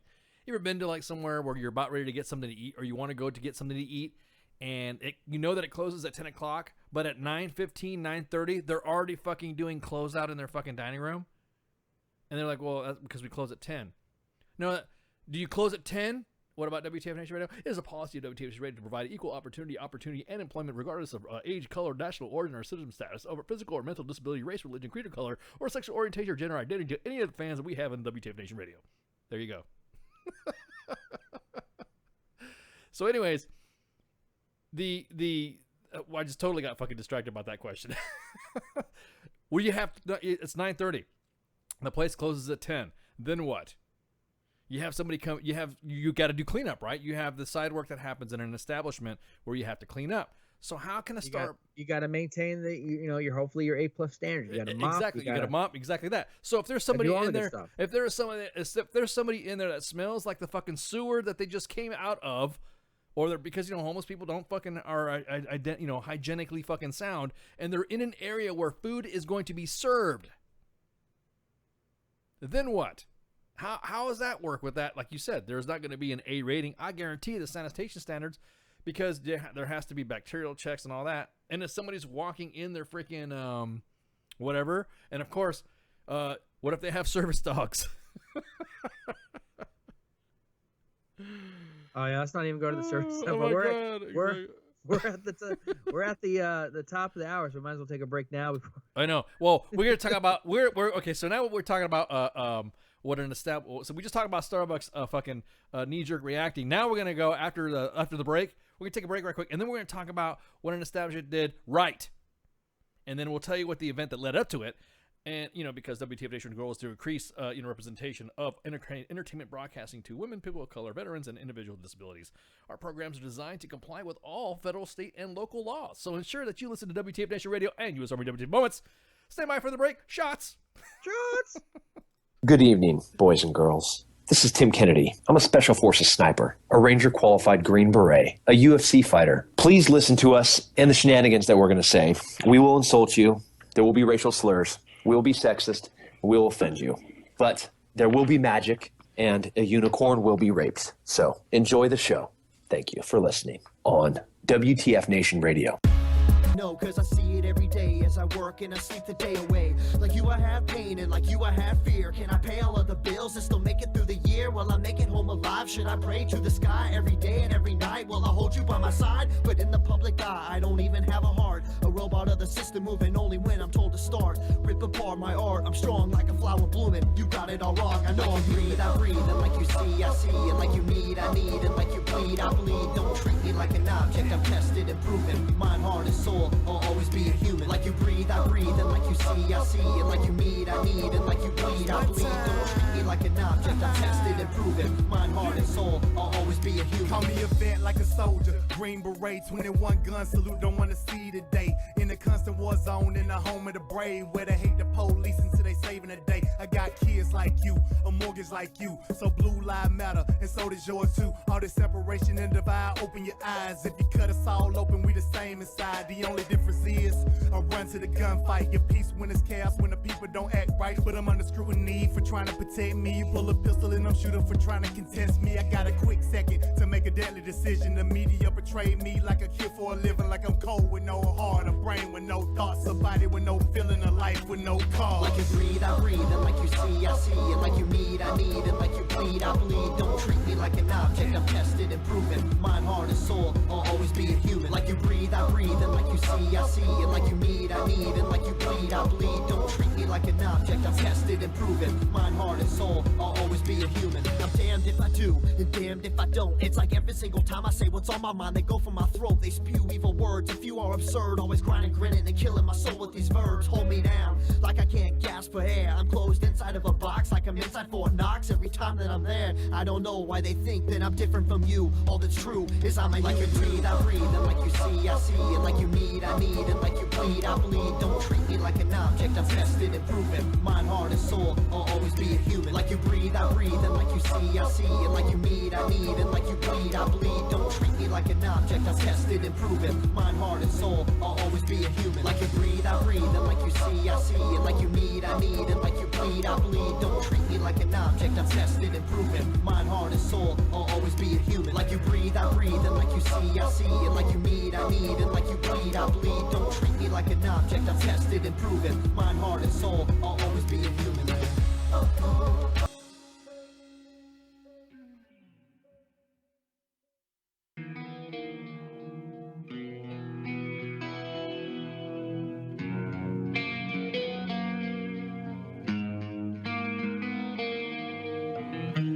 Hungry for another taste. You stumble around the time you waste, and your table's overturned. Sooner or later you cry.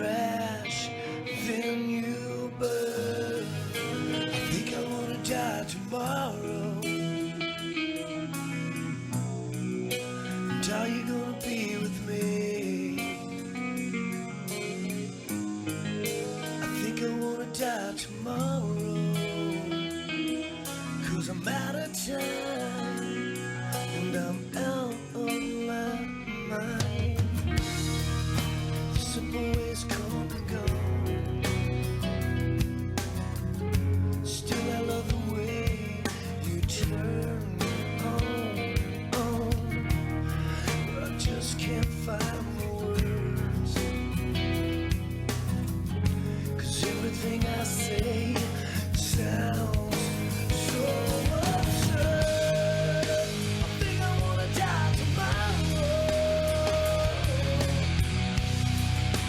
Tired of being late. I think I wanna die tomorrow. 'Cause I'm out of time and I'm out of my mind. But it's so fast. It's so fast. And it's so fast. That I can't let go.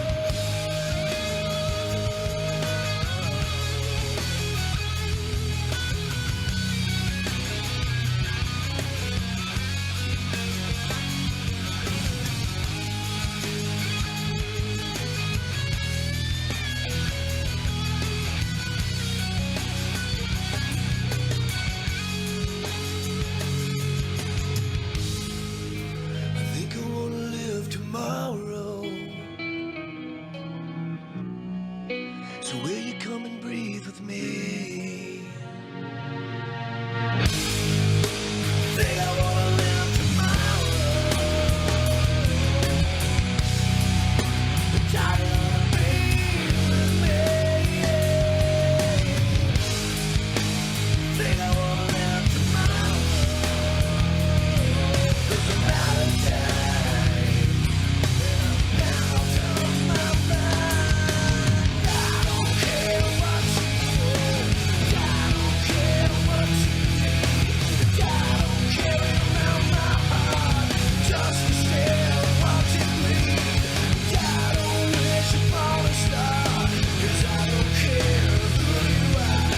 I'm out of time and I'm out of my mind. You can't save me if I can't save me. And you won't follow if I keep falling in. And you won't listen to what I'm saying. 'Cause I'm so broke.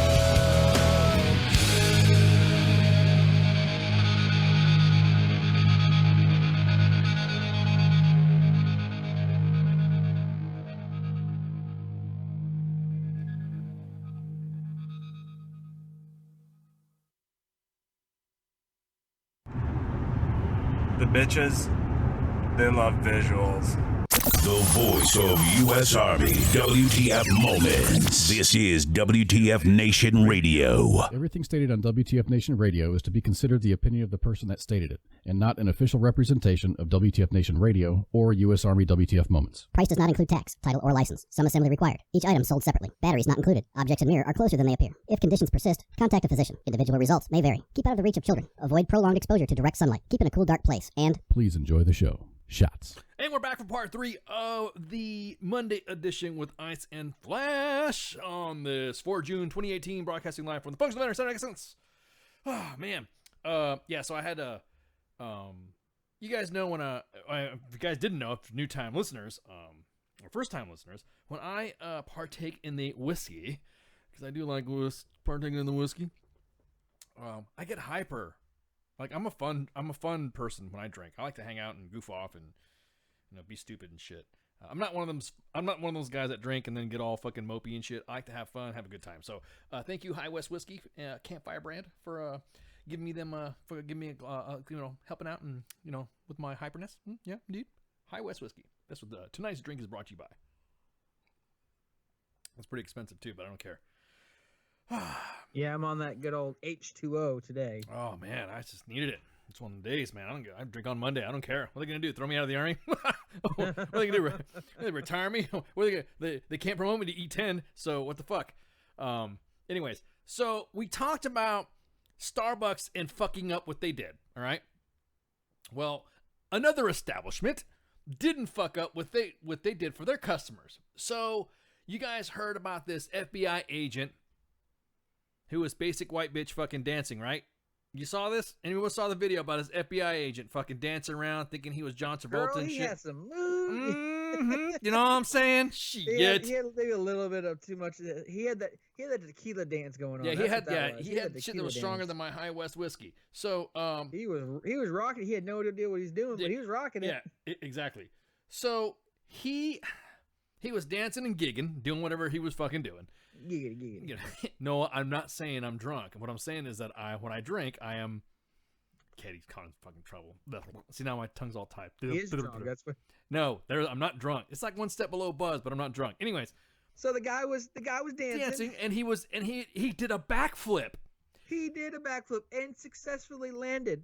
Correct. Pretty much. He successfully landed. However, this individual was an FBI agent and had the pistol that he was carrying in the crack of his ass fall out in front of him. When you go to a bar, that's where I always carry my service pistol. Exactly. So what does he do? He grabs the pistol and it goes off and hits somebody in the fucking leg. It wasn't like it hit the ground and went off. He saw it. I could tell in his brain was like, oh shit, and went and reached for it. And as soon as he grabbed it, it went bang. That's because he's not very good with women, because blocks are like women. If you put your finger in the wrong spot, it'll go off. Oh my! Luckily, it only hit somebody in the foot. Correct. So now, opposite of what Starbucks is doing for what they did for the customer, this place is legit. This place is legit. So, Mile High Spirits. No connection with my High West Campfire whiskey that I'm drinking. Colorado. In Denver, Colorado. So Mile High Spirits Distillery and Tasting Bar, we're giving you a shout out. WTF Nation Radio is giving you a shout out. You know, we like to call bars and fuck with them shit. They're giving this guy drink for life. This guy drinks for life. Yeah, the patron. The patron that got shot, not the FBI agent that fucking dropped his pistol and didn't Glock his shit. Yeah, he's in a lot of trouble. Yeah, exactly. He's in a lot. He's busted. He drinks for life. So now this individual, they said they plan on, the fucking, he didn't know what was going on, and also the shit, he gets hit in the fucking leg. So now this guy is going to, the patron shot by the FBI agent is to receive free drinks forever. Forever. Could you get sued? Now, just thinking about that. Are you No, you cannot, because I was at a place where I was injured, and I get to go to that place pretty much for life. For 20 years. I got 10 years left. Because something happened to me at a place, and that was the thing. I cannot disclose the place. I can't disclose the place, and I can't disclose what I got, but I get to do this place for free if I show up to go do whatever I want. How about that? And I was that's how I'm compensated. Oh no, well, you're welcome, Rob. That's how I'm compensated. Is because because I was injured and they gave me 20 years of free this and free that, and that's it. As long as I don't blab out what this place did or what happened to me, and that'd be it. Told you stop going to that Hooters. It wasn't a Hooters. Okay, good. But I mean that's pretty awesome though. You know, somebody gets shot in your establishment. You know, but it was along the lines of that. How about that? I could say that it was along the lines of something like that. How about that? Jesus, I mean, so 20 years. So this guy forever is awesome. Forever. The Mile High statement said the team is wishing the patron who was taken to the hospital in good condition after the incident a quick recovery and will receive complimentary drinks forever. Tell you what. That's good business practice right there. That is a good business practice. That guy's going to bring his friends. Either he's only going to go there. He's always going to bring his friends there because, like, man, I get free drinks. Exactly. That guy's a VIP pimp now. Well, Rob O'Neill, I'm glad you asked. Any vets around here? You're hearing one on the air. You're hearing two of them on the air. You're seeing some of them milling around inside the in the chat there. There's plenty of vets that hang around. WTF Nation has a veteran-owned and operated organization to fit you, the WTF Nation, to ensure we're giving you quality entertainment at the WTF Nation. So, anyways. You're speaking like me now. You see, now you're making me feel like I'm talking slow, and I'm the fast talker here. Damn, dude, this is some good. What happens when I'm on H2O? This is some good whiskey, bro. I'm telling you, this is some good shit. It's the type of whiskey that it's like kind of clear, but it's not really dark. But it's like clear, the caramel looking, clear looking, and it's like whiskey looking. It's whiskey looking, and it's just like really good whiskey. It looks like it's what whiskey. It's not really strong. It's not that. It's not that strong at all. It is a it's like, let me look at the bottle here. Yeah, it's only like 50% proof of volume, so it's it's really good. And you can get different types of whatever of a spice. So it's like I need to pick up some more whiskey. I'm out. All I have is we bought a bunch of wine. All you have is weed. We have like that Bailey's Irish cream, and I was like I could drink that, but I'm like nah. Unfortunately, it looks like I'm in for some procedures that I'm currently taking medication for, which is muscle relaxer is the shit. Oh, okay. So you're a different kind of high. Yeah, unfortunately, it makes it like for the last couple of days, I've been just like dying of thirst, and then my wife's like, "Oh yeah, you have to drink a lot of water." Like, oh shit! So now I'm drinking this giant cup that has my New York Yankees on it because oh fuck yeah, of H2O and frozen H2O. So cheers. It's out of Park City, Utah, is where if you guys are asking. Yeah. So, but anyways, no, the ladies aren't. No, the ladies are not the vets. I'm just saying. Cool. Well, thank you guys. Yes, there's vets in the chat, but they're yeah. What's up? There's a shit ton of ladies in our chat room today. Did you pay some of them? Because that's fucked up, dude. That is fucked. No, I do not pay for any ladies to frequent. Are they looking to be like ex-wife, ISIS ex-wife number 7, 8? ISIS ex-wife, soon to be No, there's fans. I mean, no, there's other. Let's put it this way.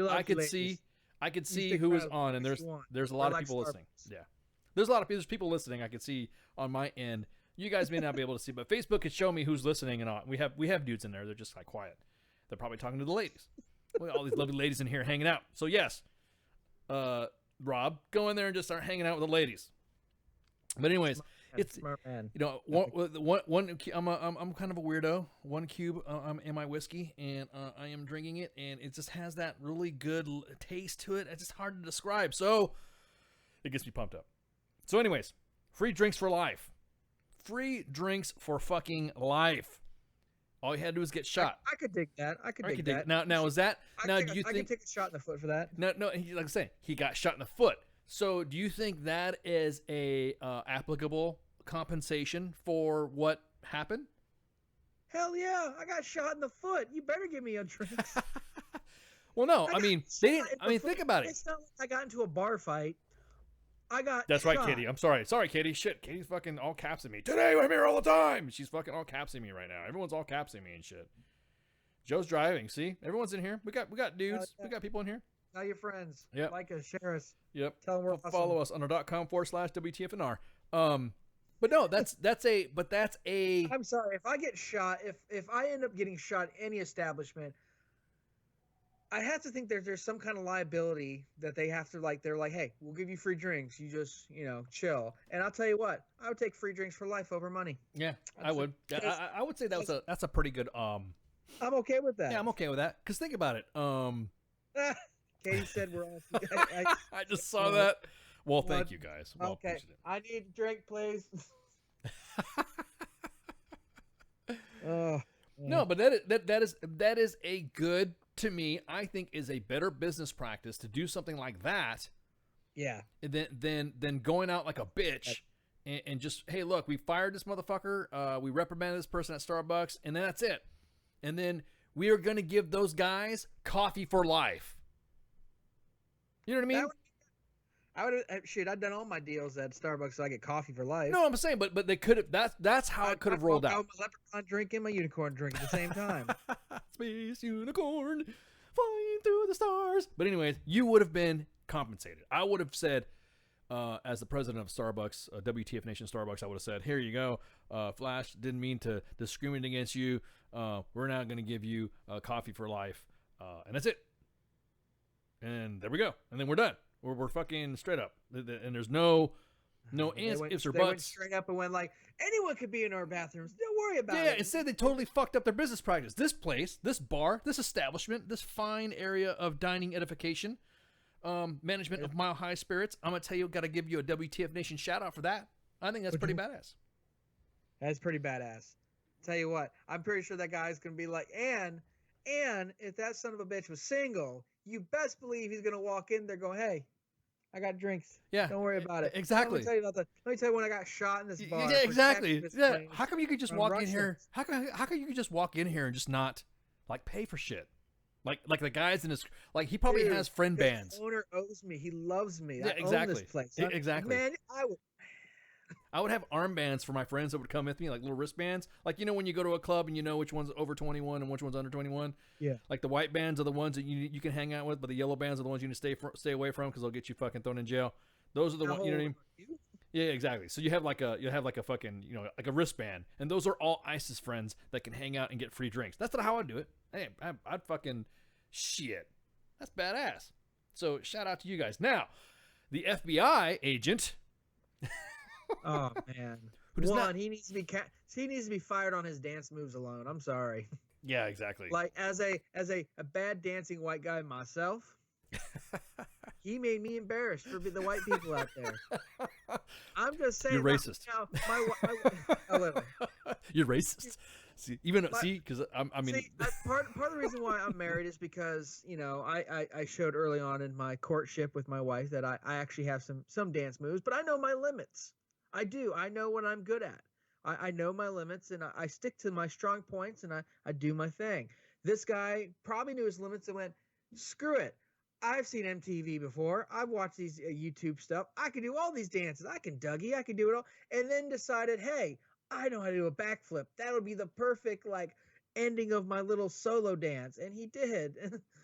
Oh my god. Oh my god. Yeah, I'm exactly. like the whole little video like before, like when somebody showed it to me, I'm like, oh man, you just showed me like a horrible person dancing, flip, gun, bang. I was like, oh, that's even worse than the dancing. Yeah, exactly. Yeah, That was somebody to be worse exactly. than dancing. And you notice everyone was kind of like going, the crowd around him. I mean, it was classic. So currently, I guess he's being discussed at the FBI.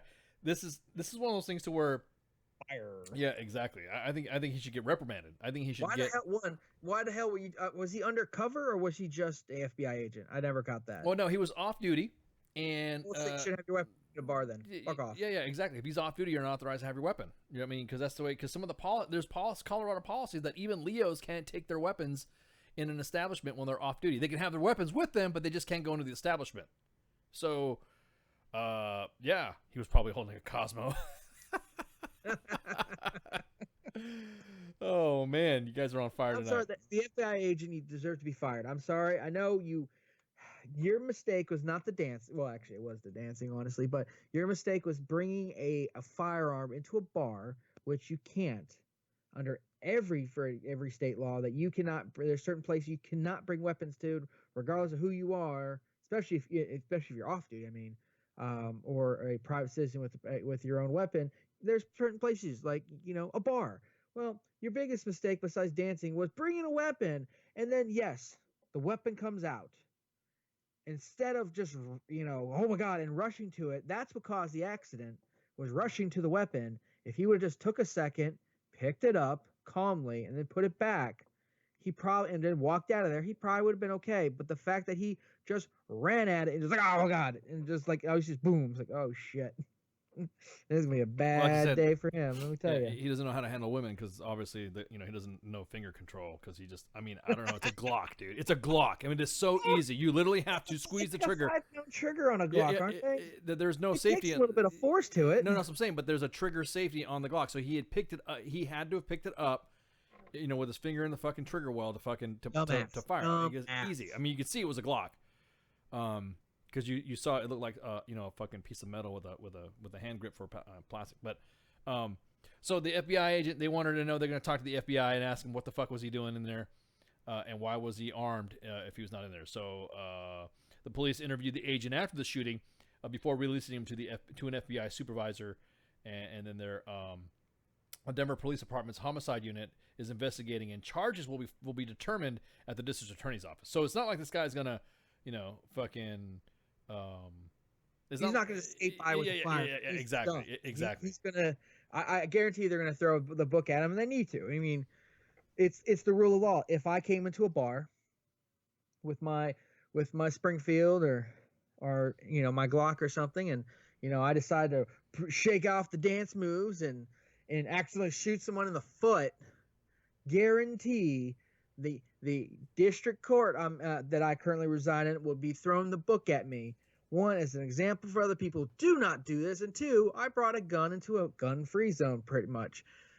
Bam, I'm getting slammed for that too. So it only, I understand, federal agents, cops, soldiers, service members, everyone, we all, EMT people, firefighters, we all do a job. We all do stuff we're probably not even getting paid close enough to what we do, but it still doesn't matter. It's still the law, and I'm for the law. That's why I get arguments I'm called racist all the time for my stance on illegal immigration. I'm like, well, if you have to say illegal in there, you're already wrong. So there's your problem. But you brought a weapon into establishment. You shot. No, Flash. As a member of the immigrant community, first generation immigrant, you're totally fucking fine in saying that. There's nothing racist about it. And I'm just telling you because, I mean, you know who I am. So fuck it. It's I don't care.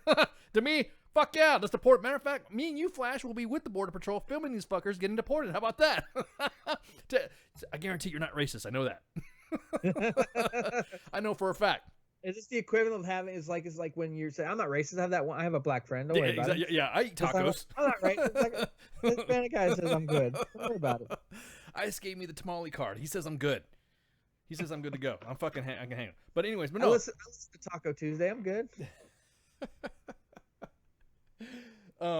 So the Mile High's a statement that the team is wishing the Patreon, like we said, who was taken to the hospital in good condition after the incident and in a quick recovery, and then said he will receive complimentary drinks forever. Bro. I hope that guy was single and got like pity sex or something. Like, oh, you got shot in the foot. Let me take care of you, honey. Yeah, exactly. I hope you had a good night. I hope it was one of those like movie nights where it's just like something horrible happens, but it ends up great for you. I mean, he already got free drinks. So he's already free drinks for life, dude. Shit. Hey, Flash, let's go to the bar and shoot me in the foot. Just kidding. No, we'll just get somebody else to shoot you in the foot. We'll plant the weapons. Hey, he got shot in the foot. We both need free drinks. Yeah, really. This is traumatic. I watched my Mexican friend get shot. Exactly. What are you gonna do, huh? Free tacos and the tamale trucks outside forever. So no, but going back to what we were saying though, that is to me a legitimate and common sense response to an incident at their establishment. Because A, it wasn't that individual that did anything that was representing the establishment. B, they saw what happened, and to mitigate the drama, they just say, hey, we're just gonna give you fucking free drinks for life. And the cost of drinks when you go to a said establishment, I can't even imagine. I mean, he will not. It's a nightclub, so you can triple the price of a normal place. That's how they get you. They get you. You buy the drinks for the pretty ladies, the Cosmos, and the daiquiris and the martinis, and their things are like $9 a glass. And you're like, oh my god. Yeah, you can buy those expensive drinks. So that means you can walk in there and get a bottle of whatever expensive champagne, like Cristal or some shit like that, and you go in there and just like, cause I don't know anything about refined drinking, as I drink whiskey and beer, so I'm only assuming that that's what. I don't know many people in WTF that knows refined drinking. Exactly. So all of our shit is like, we can fuel fucking jets and stuff. So I don't presume to say that I know that stuff, but you could walk in there and get the most. If someone says, that's the most expensive bottle of wine in here, yeah, I was the one that got shot in the foot, and you'd have to give it up. Give me that bottle of fucking wine. That's mine, sir. Thank you. I want that most. Matter of fact, he'd be like the wine taster dude. Like, he'd be the guy that you would invite to wine taste. Hey, that guy that got shot in the foot? Yeah, that's him. He's our official wine taster, man. So we get him all fucked up so that way he doesn't drink us out. He thinks he's getting a fucking deal. But think about it. Would it be better to have done monetary instead? No. This business did exactly something that's common sense. Instead of over fucking reacting and getting, because how many establishments? They're not doing gun safety training at this bar. I was about to say club. Exactly. They're hopefully.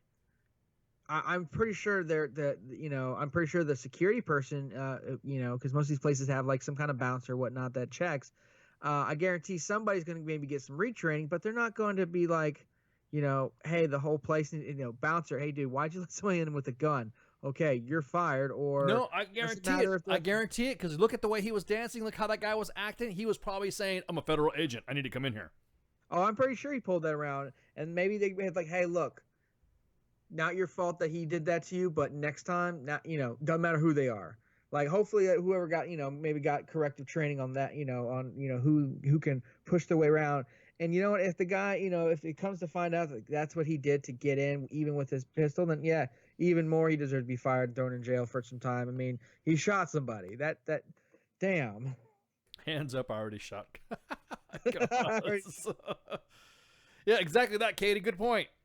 He didn't even check to see if anybody was shot. He just got up and walked with his hands up. His hands up, like, my dance moves. yeah. Don't worry about it. Yeah. Just that. Well, not ladies. Did you like the way that thing finished off? That was my dismount. I go off with a bang, baby. Now we're just getting silly. Yeah, exactly. So, anyways, but again, going back to that I would say that would be a comparable business practice aside from Starbucks. So Starbucks, whatever, dude. Mile High Place, win, total fucking win. So, anyways, there was some other stuff. What were we gonna talk about? Oh yeah. So this is we're like a week out, right? Yeah, we're like about a week out from the big meeting between the other Kim and D. Treasy. June 12th in the Philippines. They're still trying to figure out who's going to pay for the Rocket Man's hotel room, because that's the important thing. Well, I mean, think about it. If you're going to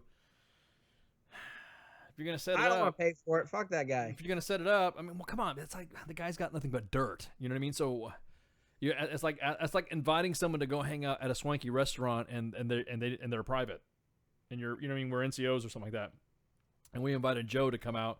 That's like saying, how come no soldier wants to go to the fucking ball because the dollars are, the $60 a fucking ticket. That's why soldiers don't go to the ball. So that's the way I see hate it. Going to the ball. Got forced to go every time. You have to take pictures. Shit. Yeah, exactly. So then you pay for my child, pay for my ticket. But that's the way I see it with Lil Kim. So what he did was he fired all of his top leadership, the old ones. He fired all the old ones and then installed newer, more loyal and younger members of the military staff. Because what analysts are saying, and these are just, I don't know anything classified about Korea because my specialty in that type of world is nothing about Asia, so I don't know anything about it. I'm getting this information only from the analysts that are on TV and all the pundits and all the fucking lecturers and all that. What you see from different centers of excellences. They said that he's doing this so that way he has these loyalists in place, so when he's in Singapore, a coup doesn't happen, and he is now powerless to do anything, and nothing happens to break the fucking process between North and South Korea. So that way, all of a sudden, they're not rolling through fucking the demilitarized zone, or they say, no fucker, you ain't coming back. Yeah. You know what I mean? Because you don't have a country anymore. We rule the country now. So he's he's putting people in place. So that way, I mean, you got to think about that too. That's literally not trustworthy. No, I mean, he's had to sneak into China every time that he's gone for a visit. And he did just get rid of his top 3 military folks in his organization. Now, some of the media I saw on Fox and Politico said that part of the reason is that one, he is worried that if he leaves, somebody might actually take power from him. Yeah, exactly. Exactly. He leaves, and all of a sudden they call him a traitor, and and all of a sudden he's out of the country. They can take over pretty easily. It's not that hard to sway these guys, especially all the folks at the top. That, and there's also speculation that the reason why he got rid of the top 3 advisors because they're not so keen on the idea of denuclearization. Now, if you've been paying attention to this in the news or anything like that, there's been continued commitment to a path for denuclearization. That doesn't mean that Singapore, they're going to sign away all their nukes right away, but it means that they're willing to start the process or figure out a process in order to get that done, which is pretty monumental. We haven't had that happen since what? Libya? Libya.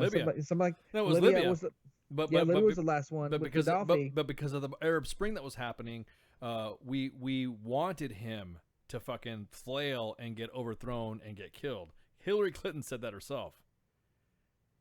Yeah, that was the plan. So yeah, they're worried that he got rid of his top 3 advisors because he knew that if they weren't going to be 100% go along with him, that it would anything that can give this guy a weakness, he protects. I gotta say it's pretty smart of him, but like they say they've been replaced. I don't know what that means. Yeah, exactly. If somebody says in the U.S. government they've been replaced, like, oh, cool, they've been put out to pasture. They're like, Yeah, hey, cool. exactly. Bye bye. Yeah, exactly. But been replaced now could be like, well, eaten by dogs or or shot with an hanged by anti-aircraft a- gun. You don't know what the hell, or hey, they practice a new mortar or their mortar artillery with those guys. Well, he did. He shot somebody. He personally saw the execution of someone with an anti-aircraft gun for something that His he tried to do. uncle. His uncle, yeah. It was his uncle. AA gun. Yeah, shot him with a fucking flat gun. I mean, it only takes like 2 rounds because those things explode at a certain altitude. So One round, these bad boys are about as big as your. One of those rounds is like almost as big as your arm. that's You're what I'm just saying. done. Exactly. Those things blow up and you're fucking done. So So this guy isn't afraid to kill people, but still he's replaced the top 3. So some people are thinking that he's just as worried about his reign as we are about making this happen. So everyone's trying to if we got to pay for him to be in the Philippines for however long to get this started, I'm good with that, because at this point I don't the less people that have nukes or stuff like that, the better. I mean, I'm honestly wouldn't be if Russia and the U.S. were like, hey, we're gonna get rid of all nukes everywhere, I'd be all for it. Cool, let's go back to just killing people with guns and shit instead of like nuclear holocaust. But at this point, whatever it takes to keep everything on track for the next 6 days, 7 days, something like that. Whatever it takes, just get it done. Let's get this guy to tape, because because nothing's gonna happen if he BS's us. I was about to say, yeah, exactly. The president, and I'm glad he did this. Like I said, domestically, socially, not a big fan of his at all. Internationally, he's got some smart people around him, or at least they're like talking for him like a puppet. But he's saying, he told the second command everything stays on until the summit. This doesn't change. And I like that, because that means if Kim backs out the last second and tries to blame it on us for whatever reason, we still have, all those things. And there's apparently more sanctions and billions of dollars worth of sanctions they could throw on. So, we haven't backed down. That's one thing I felt that when we did the whole, when we were in the Iran deal, was that we made all these concessions before we even start talking. And I thought that was a big mistake. You don't go in already, caving out. You have to have something to, lean back on. So, as long as we stay strong, like, hey, look, you come to the table and talk to us, for now, everything stays the same. You talk to us and maybe we can work something out and show good faith. We'll talk about it. And I can understand that. I think that the media, though, I'm kind of glad that he is a hermit and doesn't know what's going on in the media. I know he has specific channels that he watches, and I think he could tell for himself who are the ones that are going to try to fucking sabotage the event just by in the media side. Everyone is at this point. No one can be. Doesn't matter. They when the president when they said they're going to do the summit, they're like, oh, this isn't good for the Koreans and the Japanese. And then when Trump pulls out of the summit, they say, oh, Trump, dropped the ball and lost a chance for peace, this, that, and the other. And then he comes out again and goes, hey, we've had a talk. We're back on track. I'll see you guys in Singapore and the Philippines on the 12th. Then they're like, oh, how this could be bad for, X, Y, and Z, and how this, how Kim wins if they do the summit. It's like, for fuck's, okay. I don't like the guy. He's a big orange crazy person. I got you. I hate his Twitter. I got you. I'm on your side. I do not like Trump. I will not like him. Does he follow us? Does he, or is he always on the fucking WTF Nation? Oh, he's on U.S. Army WTF Moments the most, but is he on us? I don't know. I have to check that. But and I don't like him. I got you. I feel you.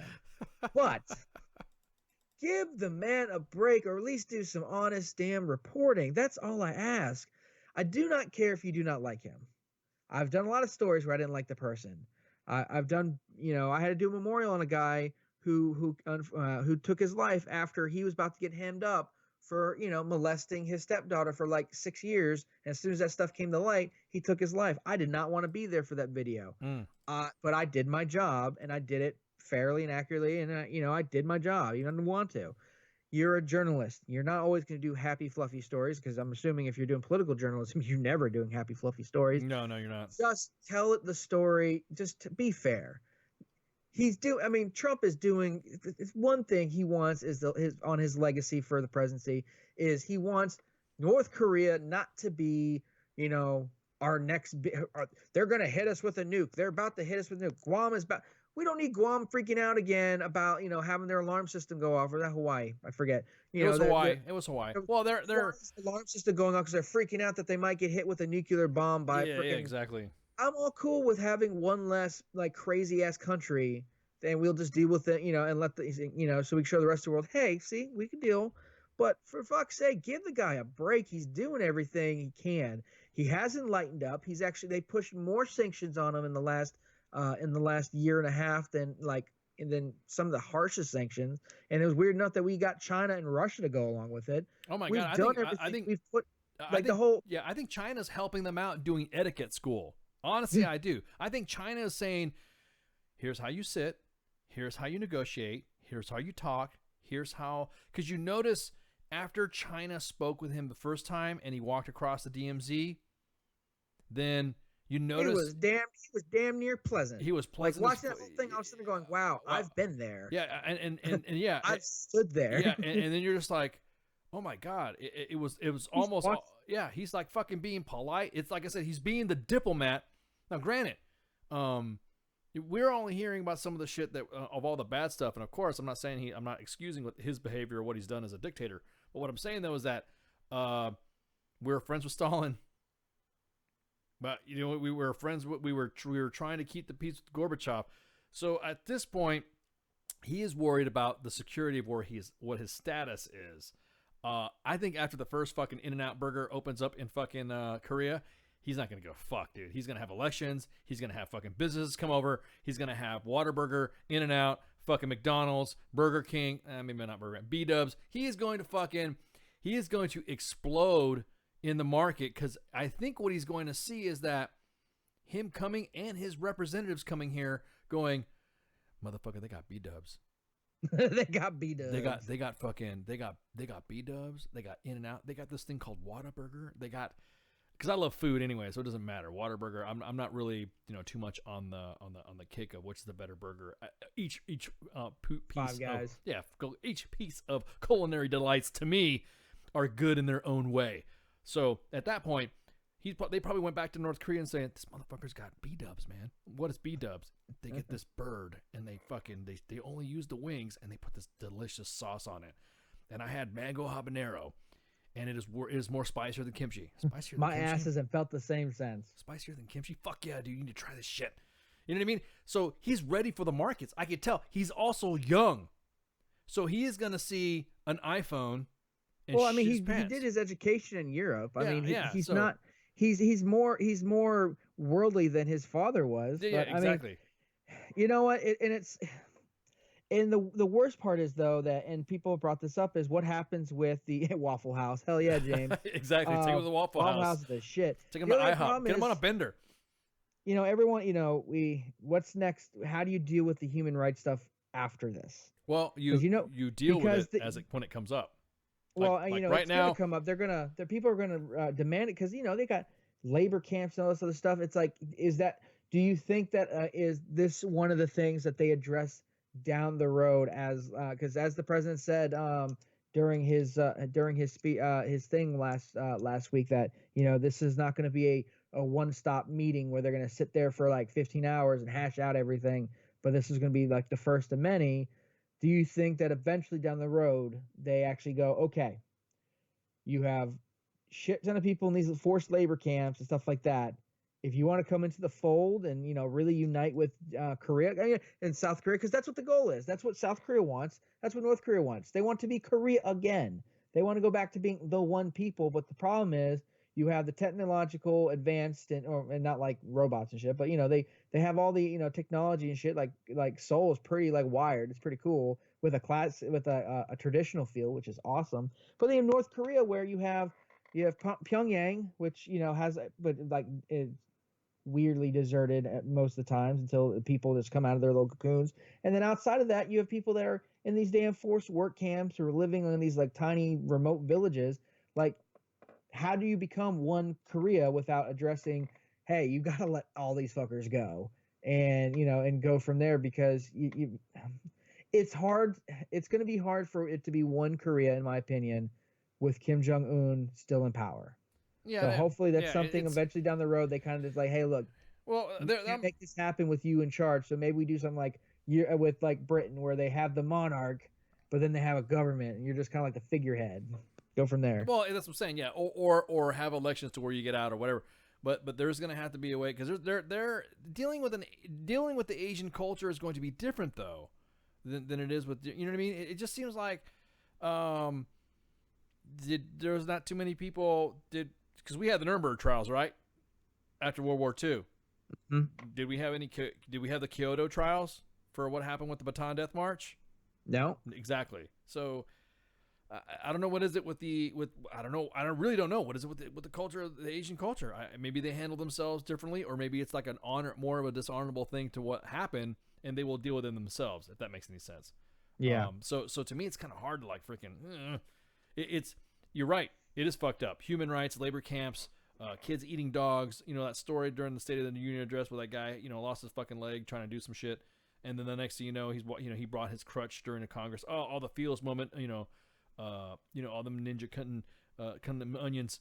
So it's one of those things to where you're gonna have to be careful how you do this, because you want the guy not to have nukes anyways. He's already proven that he has it now, and now we probably would have. Well, he's got something. Yeah, he's got something. Remember his testing thing, his testing area, crumbled, and it would take at least like 5 years in order to even create another underground testing area suitable for nuclear tests. So whatever he's got now is what he's got now. No one thinks he's got a nuclear capability to put on a missile, or a small put on a missile, but he's got enough to make a big bang, like enough to cause some heartache and trouble. So it's enough to be worried about. But I think after the geologists and everything cited the collapse, I think it was like, well, kind of like they are where they are. So let's just we have to deal with them, because we've been putting it off for too long. I'm glad that they, we get them at the table. Cool. Let's get them at the table, and then let's see what happens. If things break down, I hate using the term maximum pressure, but we continue with the quote unquote maximum pressure campaign, because apparently, regardless of what media you listen to, it's getting these guys to the table. All this rough talk and all this like uncertainty and kind of craziness, weirdly enough, has led us to the first time that a sitting U.S. president is going to meet with a sitting North Korean dictator. It's pretty crazy. Like, these are weird times we're at. Ever. And the 82nd follows us, and we're cool with them. Hell yeah. Shit is weird in 2018. Oh my God, it's just out of control. Look, it's time for some house cleaning, man. We're like, it's like 10 minutes prior. So, you want to cut it? Shit, hold on. I gotta switch off because I've been watching the Capitals and oh shit, we forgot to do your sports update. Shit, dude, we were like just all over the place. I'll make it real quick. Right now, the Capitals are up 2-1, and currently 2-1. Capitals versus the Las Vegas Golden Knights, and the Capitals are up 5-2 with 3 minutes left in the third period, which is the last period for all you non-hockey fans. Potentially, this could be the Capitals can go up 3-1 in the Stanley Cup Finals. Moving on to sports, don't forget we have the NBA Finals. The Golden State Warriors are up 2-1 on the Cleveland Cavaliers, showing that maybe just not, having LeBron James with really no one else helping him isn't enough to win a NBA championship. We'll see. It goes back to Michael Jordan's better. Sorry. That's a whole other debate. I would have to agree, but still, I got you. I'm sorry. 2-0. So they played 2 games in Golden State. They're going back to Cleveland to play another 2, and then we'll go from there. So right now, Golden State has a commanding lead of 2-0. It's been fun watching that the NBA Finals. Now, football, a lot of crazy stuff is going on. As we talked, Philadelphia Eagles been disinvited from going to the White House since they're only going to bring 10 people, and the president said, waste of time. Also, The MLB had their draft, which no one ever watches. Even me as a sports fanatic does not watch it. But a high schooler out of Arizona as a catcher got picked up in his first round draft. Congratulations. Looking at baseball, Yankees are currently 1 game behind the Boston Red Sox with the best. These two teams have the best records. Boston 41 wins, 19 losses. New York Yankees 38 wins and 18 losses. We just lost we had a doubleheader against Detroit. Won the first one, lost the second one. The second one was a rain out from last month. No one else near us after that. The closest one in the American East, Tampa Bay, is at 12 games, and Baltimore is all the way down at 23 games. Cleveland Indians have a commanding lead of the AL Central. They're 2.5 games above Detroit. Minnesota's about 3.5 back. And then the Royals, they're 9.5 back. They don't even count at this point. In the West, Seattle Mariners are just ahead of the Houston Astros by 1 game. Seattle Mariners 37 wins, 22 losses. Houston Astros 37 wins, 24 losses. Los Angeles Angels and Oakland Athletics aren't too far behind, but the Texas Rangers are way down there, and I don't think they're going to be able to make a run in the National League. Weirdly enough, but my wife's very happy, the Atlanta Braves are leading the National League East with 35 wins and 24 losses, game and a half ahead of the Washington Nationals. They're starting to get their groove back. Philadelphia Phillies are 3 games back. New York Mets are 7 game backs, and the Miami Marlins 15 games back. Some talk they might go back to being the Florida Marlins. We'll hear about that next year. In the Central, Milwaukee Brewers, which this is a weird division. Milwaukee Brewers are actually up on the Chicago Cubs by 2 games. St. Louis Cardinals by 3.5. Pittsburgh Pirates by 6.5. And the Cincinnati Reds, I don't even know why they bother to show up, are I was about to say, dude, are they even a team still? They're still there. They just why play? They've only won 4. They've won 4 games out of the last 10. Like they're 16 games back. They got some players. I'm sure they'll be doing some trading close to the trade deadline. In the West, the closest division in the National League is the West. Arizona Diamondbacks are leading the Colorado Rockies by 1.5 games. Arizona Diamondbacks have 31 wins and 27 losses. Colorado Rockies 30 and 29. San Francisco Giants are 2.5 back. Los Angeles Dodgers are 2.5 back, and the San Diego Padres with 27 wins and 34 losses are 5.5 back. While they are the close division, they also have they're barely over 500. I was about to say the percentage. Only the top 2 teams are over 500, so it's still anyone's division. It's just not a really good division. But a lot of great matchups. The Yankees just unfortunately snapped a 5-game win streak. Boston Red Sox have been having a good time. They're 20 and 8 at home and 21 and 11. Keeping the division spicy at this point. But the Yankees and Boston have been sharing who's got the best record in MLB. For the last couple of days, dealing with all the rainouts. But in last thing, currently the Yankees are vowing to boycott ESPN because of a scheduling change. So the Yankees have a lot, like with a lot of other teams, have suffered a lot of rainouts and rescheduled games. Well, originally on July 1st, there was going to be an ESPN game where they were going to play the Toronto Blue Jays in Toronto. They scheduled a makeup game, a doubleheader against the Baltimore Orioles on the 9th. So that's 2 games, one at 1 and one at 1 o'clock and one at 8 o'clock. Well, ESPN decided they wanted to change that Toronto game to the 7th, which would mean the Yankees would play 3 games in less than 24 hours in 2 different cities. Now, that's a lot. I've been in, softball 24-hour tournaments or whatnot, and, playing a couple games will wear into you, but not full 3-hour games. They're playing if they play the minimum, the average, it's about 3 hours per game. That's 9 hours in a 24-hour period of playing baseball.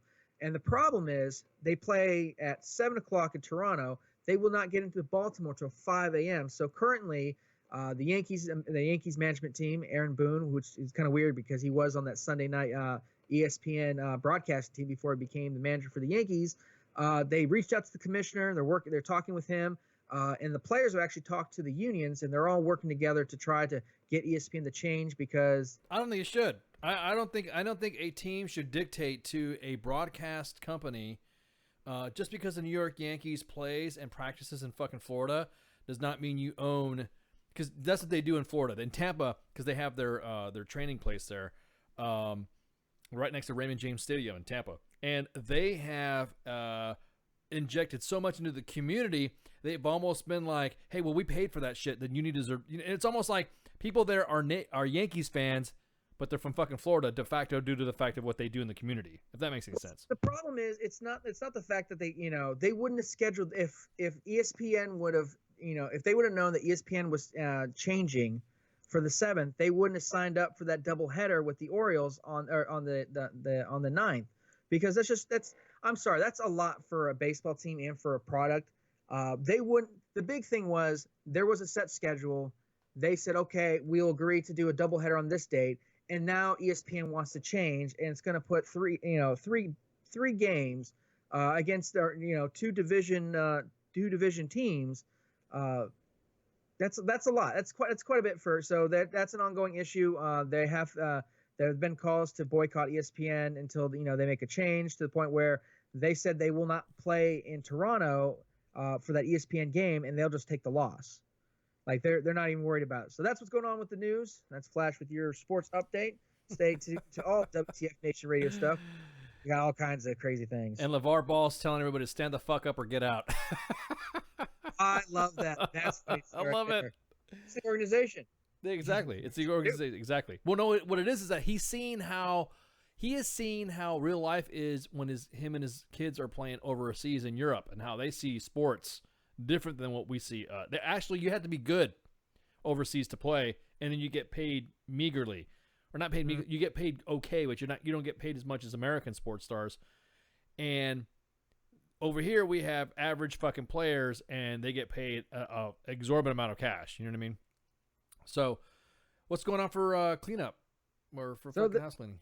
So on this Friday, we'll have Will C. from the Veterans of Comedy. The Veterans of Comedy is a group of military veterans and veteran comedians who have chosen to represent and support talented veterans who desire to share their gifts with the world, whether it's performing for the troops on military bases across the world, giving back to veterans communities, showcasing those dedicated to representing warriors worldwide, or just offering special events to bring that unique style of entertainment forged through years of military service.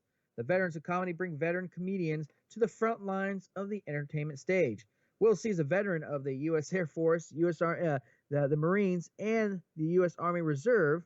He is originally from Kansas City, Missouri. There we go. I'm going to botch that 3 times. Now makes his home in Los Angeles, California. He has been seen on Gene Simmons' Family Jewels, Shortage Hunters, Mom and Blockbuster's Hail Caesar, and Gone Girl. Will has been heard on XM and Sirius, The Bob and Tom Show, National Lampoon Radio, and All Comedian Radio. Look for that on Monday, June 11th, on our show. We have Chris White and Bobby headline from Freedom Heart. Can't wait to Freedom Heart Inc. is founded in 2017, veteran-owned and veteran-operated, based out of Texas. Their mission is to use humor as a platform to display patriotism, and their tagline is it's not if you freedom, but how hard. I had to read that a couple times. Their vision, a never-ending ripple of positivity and patriotism. When people see their brand, it triggers positive thoughts in their mind, a smile on their face, and pride in their heart. Freedom hard. Freedom. It's just Freedom Hard. Freedom Hard. Front desk, you need to like rewrite the script or something like that, because you trip us up on that Freedom Hard one all the time. It's like Freedom Hard is a unique brand that is it focuses attention on love, sport, and defense of one's country of origin, and can be applied all over the world, no matter which country an individual is from. So they're going to be on with us on June 11th. Can't wait. Then on Tied Up Tuesday, we have Joanne Mendoza. She's a Marine Corps and Navy veteran. She's now an author, advocate, and speaker. She enlisted in the Navy when she graduated high school for one-term enlistment. In 1999, she joined the Marine Corps, and in the Marine Corps, she became a drill instructor at the Marine Corps Recruiting Depot, Parris Island, South Carolina, where she had the opportunity to transform young women into United States Marines. She also served as a Marine Corps candidate at the Marine Corps Officer Candidate School in Quantico, Virginia, as a sergeant instructor, transforming women into Marine officers. In 2017, she released her first book entitled Esprit de Corps, Guiding Principles and Spirituality for Modern Marine Teams. She is currently a military and veteran advisor for Pima Community College and has been advocating and raising money to combat homelessness among female veterans. In 2018, she competed as Miss Veteran America competition. Her current goal is to continue a life of service to our great nation by continuing to make a difference in people's lives and combating female veteran homelessness. So she's going to be on Tied Up Tuesday on the 12th. And then after that, we got a whole bunch of other stuff, but you're going to have to wait for that. Don't forget, you can follow us here on Facebook, on Twitter, on Periscope, on Instagram, the TuneIn app. Don't forget, go to www.wtfnationradio.com. You can check out all the bios for everyone who works for WTF Nation Radio. If you like this podcast, you want to listen to it again, there's a spot you can go to. Oh, wait, we're also on iTunes, so you can download and listen to the podcast there too. Boom, we're everywhere. Damn. That's what I'm talking about. You need some of that whiskey so that way you can talk faster because you were... I don't think I could talk any faster than that. The H2O. It becomes a blur after that. Well, hey guys, thanks for coming on. I'm gonna play some tunes. Fuck Facebook Live. I don't give a shit. Because for some reason the algorithms in Facebook have been really weird.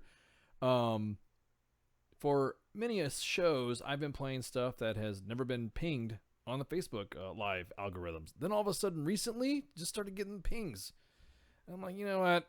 We all got permission to play this shit because some of the stuff that some of our guests have come on, or we have gotten stuff in email form saying, hey, can you play this shit? And yeah, we'll play this shit as long as you give us permission to do it. Then all of a sudden, apparently they didn't speak to the Facebook people of who can play or who can not play. So we just fucking play it. I don't give a shit. So if you are an aspiring artist, now look, how can I say this? I don't want to sound disrespectful or crush anybody's dreams of their music talent. If you've heard some of the music that we play on some of our breaks or some of our bumper music and all that, that's the kind of caliber of music we expect if you say, hey, can you play this? I mean, there's no other way to say it. The WTF Nation deserves to hear some good entertainment and some good bumper music and some good break music. So we have an expectation for the fans that they want. We got to give it to them. You can't get the ass when we don't play your music when you only have like a half of a song or a song, because if you've not noticed, we play a lot of music while we're doing most of our stuff.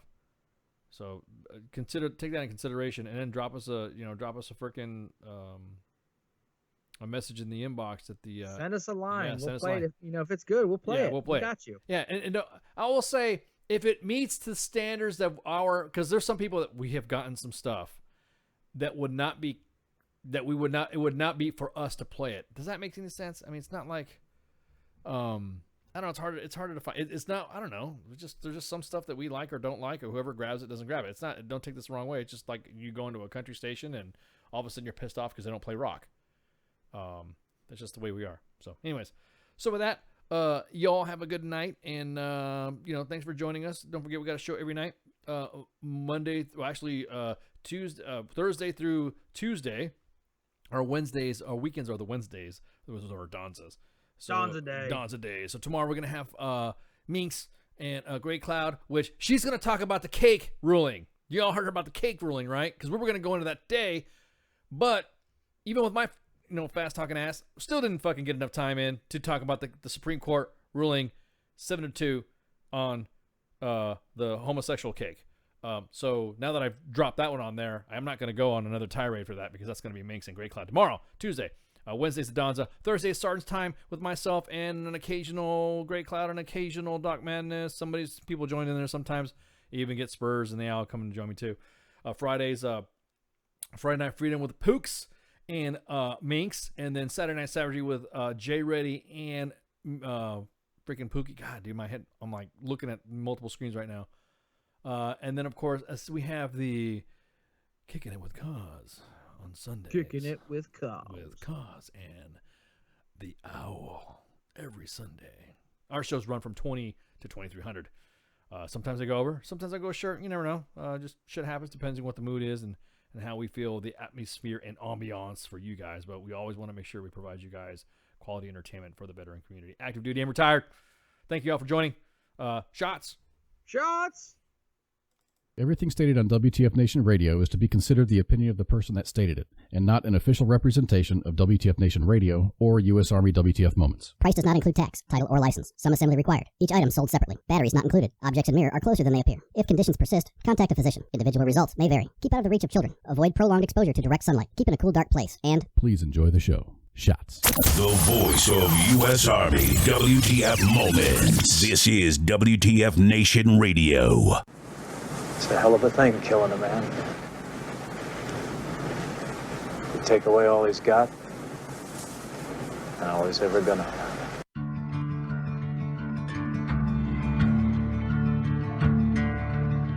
There ain't no grave can hold my body down. There ain't no grave can hold my body down. When I hear that trumpet sound, I'm gonna rise right out of the ground. Ain't no grave can hold my body down. You feel me coming, a nigga presence is heavy. You play around with my money, the repercussions be deadly. You talk about wanting beef, well I bring you a fucking deli. Grab it, send me, put it up to your mouth, I'm Machiavelli. Shit, niggas running around talking like Machiavelli. Well he died of gunshot wounds and I don't think they ready. Rock bandanas, thug life on they belly, then they get caught slipping with a chick up at the telly. Shit, where I'm from, niggas eager to get it on. For the right price, your own cousin to do you harm.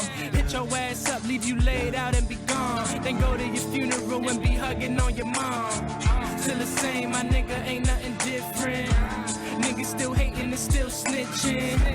And they still dying over them bitches. Still wishing I fell, keep wishing. I'm on a mission to get it, I'm talking cash. No pun intended, you intervene, that's your ass. You can't kill me, I died when Sunny passed. Rise up like them niggas and Thriller from out the grass. Take a pull of the purple and then I pass. They tell me stop drinking and driving, I'm bound to crash. 2 AKs, banana clips do the math. Spill enough blood for somebody to take a bath. Spaz, whenever I'm on that brown. We could do this like the Wild Wild West, meet at your town. High noon seals the quickest to shoot around. The loser be the nigga that's laying dead on the ground. You be the cop, I'm the robber. Really thinking you harder? Prove it. Russian roulette, 2 shells in the revolver. Going first ain't a problem. Actually, I be honored. Line them up like a barber. Never back down from drama. Put that shit on my mama. I ain't fucking around. Ain't no grave that could hold me down, Mike. You're the only friend I got, friend I got, friend I got, friend I got. Hold me down, Mike. Who's the fella owns this shithole? I own this establishment. There ain't no grave can hold my body down. Well, sir, you were a cowardly son of a There bitch. ain't no grave You just shot an unarmed can man. hold my body down. Well, he should have harmed himself. When I hear that trumpet sound, I'm gonna rise right out of the ground. Ain't no grave can hold my body down.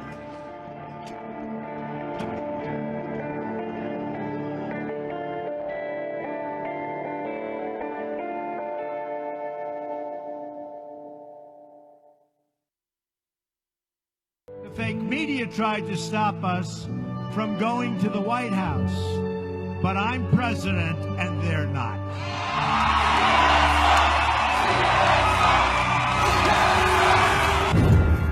But when they threatened his world and the woman he loved, he was driven to war.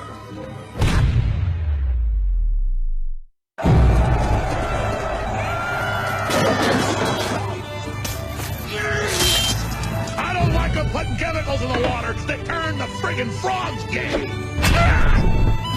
Get him out of here! Get out!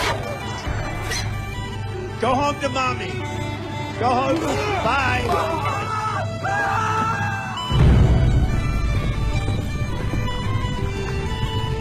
You are fake news.